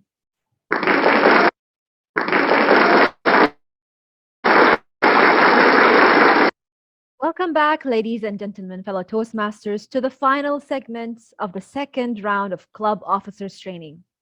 Ladies and gentlemen, it is my honor and privilege to introduce to you our trainers that will take over your Educational Executive Committee training shortly. Take Nothing But Memories, Leave Nothing But Footprints by Chief Seattle. A great leader and an amazing traveler. Within a short period of his journey in Toastmasters International, he has left his footprints in several Toastmasters clubs around the globe as he encouraged others to light up their candles from his knowledge. He has been affiliated with Toastmasters since November 2018 and is currently serving as Vice President Education at Falcon Toastmasters. He has been bestowed with Outstanding Toastmaster of the Year at District 20 for the year 2021. And he's a member of 5 Toastmasters clubs in 3 districts. He has accomplished several milestones in Toastmasters, such as Table Topic Speech Champion at Area in 2019, Triple Crown winner in 2020 and 2021, immediate past Area 12 Director, past President of Falcon Toastmasters, past Vice President membership of Falcon and PGF Toastmasters, and Club Coach Sims Toastmasters. Associate member of Institution Engineers in India, holder of Advanced Diploma in Business Management, Advanced Diploma in Counseling, and Neuro-Linguistic Program Master Practitioner, and a Managing Director by profession. Let us put our hands for Club Officers Training 2, President Trainer, Distinguished Toastmaster Killer Valiakat.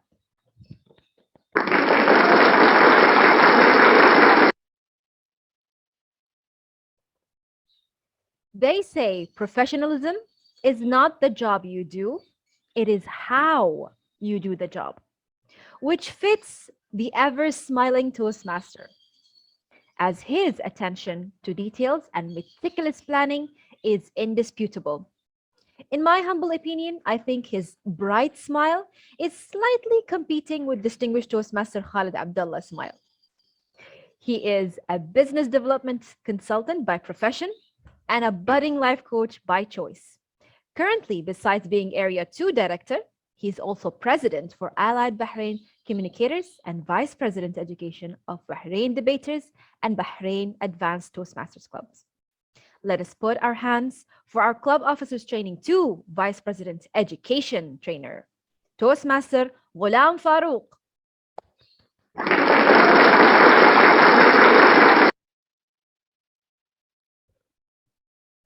Lives by the quote, life is short, have an adventure. The next Toastmaster loves reading, watching documentaries, and walking. A Palestinian by blood, Jordanian by nationality, born and raised in Kuwait. All real life stories are an inspiration source for her to learn and keep moving on in life. She's currently a member of 3 clubs, has been a part of the CGD team for District 20 for 3 consecutive years as the CGD coordinator in Kuwait, and was also handpicked to be the new membership program coordinator by the PQD team for the term 2021-2022. She has been a Toastmaster since 2015 and has been awarded the Toastmaster of the Year in 2018. Academically, she holds a bachelor's degree in international business and an MBA in human resources. Professionally, she is a team leader and a university academic advisor. Let us put our hands for Club Officers Training 2 Vice President Membership Trainer, Distinguished Toastmaster Ola Rashid.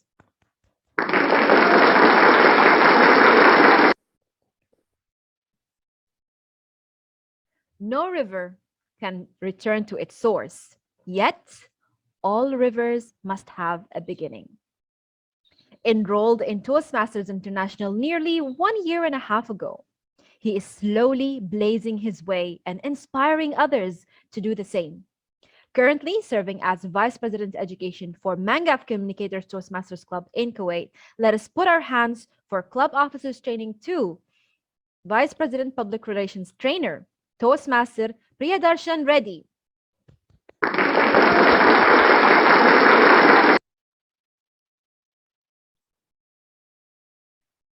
Joss Whedon once said, if you can't do something smart, do something right. Well, our next trainer has managed to do something smart and right at the same time by marrying a Toastmaster, thus becoming one of the power couples in District 20. Armed with his wit and IT knowledge, he was the man behind the scenes for countless events in District 20 for many years. He's certainly a passionate Toastmaster and enjoys being one. A networking infrastructure head by profession, let us put our hands together for Club Officers Training 2 Secretary Trainer, Toastmaster Nagindra Sitaram.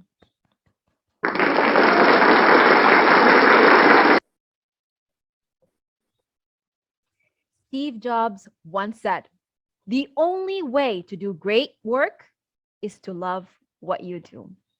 The following trainer is the immediate past president of ICAP Toastmasters Club in Bahrain. He was the past District 20 finance manager, and he has recently been appointed as District Audit Chair for the term 2021-2022. An experienced finance professional with work experience at Big Four audit and consulting firms like Deloitte and KPMG. He also holds the Chief Financial Officer position in an insurance company in Kuwait. Let us put our hands together for Club Officers Trainer 2 Treasurer Trainer, Toastmaster Venkata Ramana.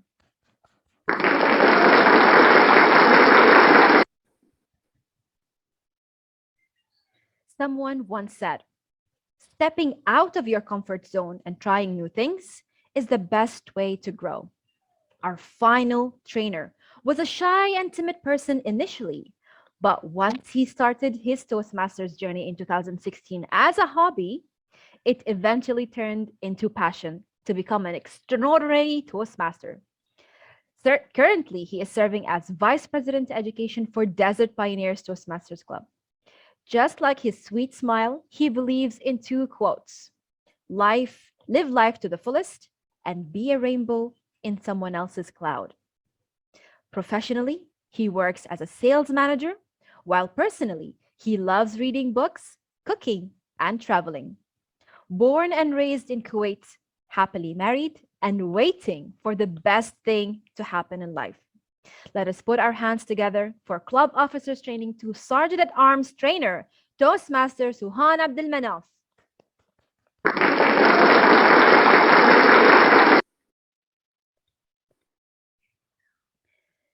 These are our trainers, and wishing them all the best in the upcoming training session.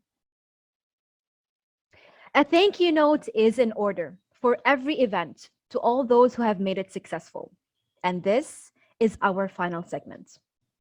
Staying cool and keeping your mind calm always pays off for the better, by Penelope Holmes.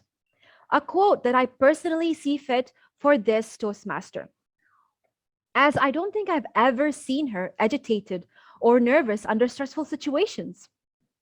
She joined the Toastmasters fraternity in 2016 and have thoroughly enjoyed her journey as a Toastmaster so far, as it gave her the platform to learn and enhance her writing skills. As a leader, she was proud and honored to be head of education for DTAC 2021 and a youth leadership program event chair for Martuma Church, and has been a vice president education for 2 consecutive years in her own club, Allied Bahrain Communicators Toastmasters. She enjoys the rhythm of learning and passion of being the mother of her 3 little chipmunks. Each day brings a new challenge, but what's life without challenges? Is the quote she enjoys the best. With big round of applause, please welcome Toastmaster Nisreen Sheikh.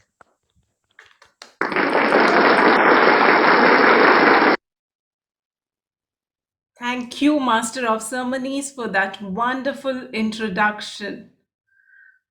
District 20 Program Quality Director, DTM Khalid Abdullah, Club Growth Director, Distinguished Toastmaster Khalid Jalal, our Event Chair, DTM Roshan Lewis, Division C Director, Toastmaster Shushmita Rao, other past, present, and future district division area and club officials, and my dear audience, a very good evening to one and all.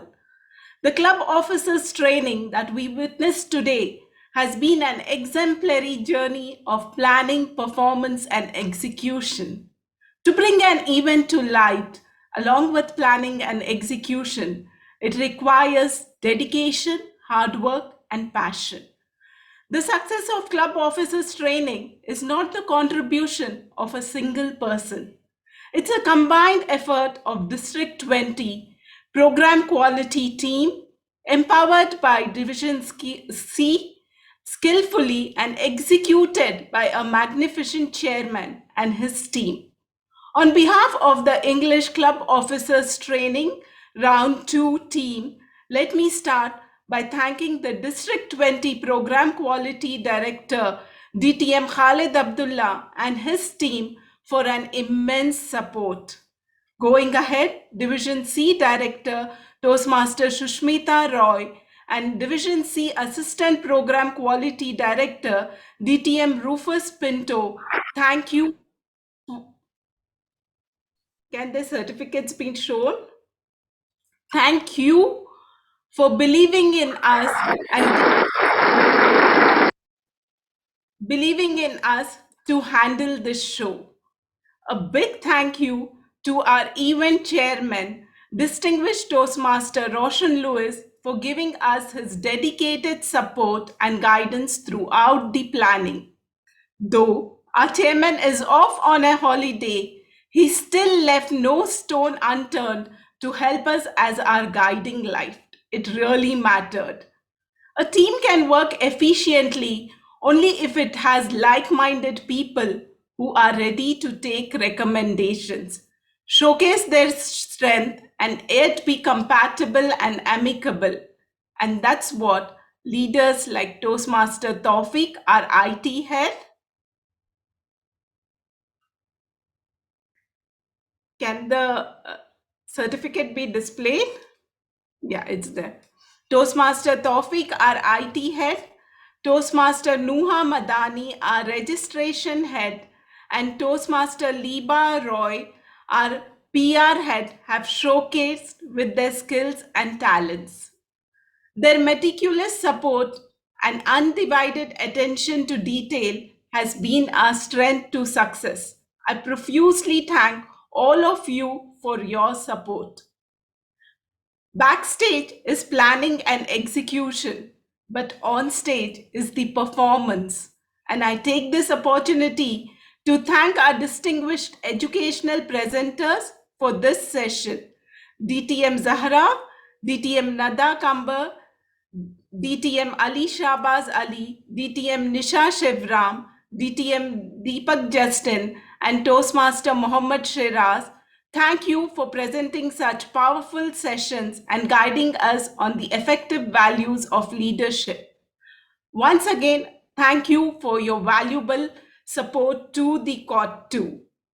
The main purpose of the club officers training is to bring about a positive change, and help our current ExCom officers and the upcoming leaders. To guide them have come forward some successful team leaders from the Toastmasters fraternity. A big thank you to DTM Killer, Toastmaster Ghulam Farooq, DTM Ola Rashid, Toastmaster Venkata Raman, Toastmaster Priyadarshan, and Toastmaster Nagendra Sitaram. And the last but not the least, Toastmaster Abdul Suhan Munaf, for your willingness to accept the roles. Thank you, leaders, for your contribution to COT 2. Now is the time to thank our role players, without whom this show would not have gone on. You all have played a vital role in the success of the event. To begin with is our MC, whose zest and enthusiasm has been a highlight of the event. Thank you, Toastmaster Maram Al-Aradi, for performing your role so wonderfully and adding life to this event. Next are our timers, Toastmaster Vishwanathan Bhaskaran and Toastmaster Fatima. Thank you for your efficient timing of the event. Now is the time to thank our vibrant Sergeant at Arms, Chief Sergeant at Arms and slide moderator, Toastmaster Alvin Sevi. Thank you, Toastmaster Alvin, for your excellent slide moderation and contribution. Next coming on, thank you, Toastmaster Anita Roy, Toastmaster Vikaruddin, Toastmaster Job Daniel, Toastmaster Anisur Rahman for your contributions and time for agreeing to be our moderators to the event. Well, let's not forget the beautiful and amazing audience that we have had. Thank you, audience, for supporting us throughout the program and being with us. Thank you is a very small word, but dear leaders, what's thank you? What's an event without a thank you? Once again, gratitude and thank you to each and every one of you present here. With this, I hand back control to the Master of Ceremonies. Thank you so much, Toastmaster Nisreen Sheikh, for that wholesome vote of thanks. It is time to conclude my role as your Master of Ceremonies for Club Officers Training Round 2 for the year 2021-2022. Hoping that you all thoroughly enjoyed your time and gained an ocean of information and lessons to help you in your journey as Toastmasters and improve your skills and help others professionally. Now that the COD training sessions begin, please note that there will be 7 breakout rooms in this main hall, so make sure you join your respective breakout room to start the training. In each breakout room, there will be a moderator to assist the trainer, as well as do not forget to record your attendance and share your feedback about the training session to improve on our future trainings. Signing off, this is Toastmaster Maram Al-Arabi. Madam MC, Have a good Madam evening. MC, Madam MC. Yes.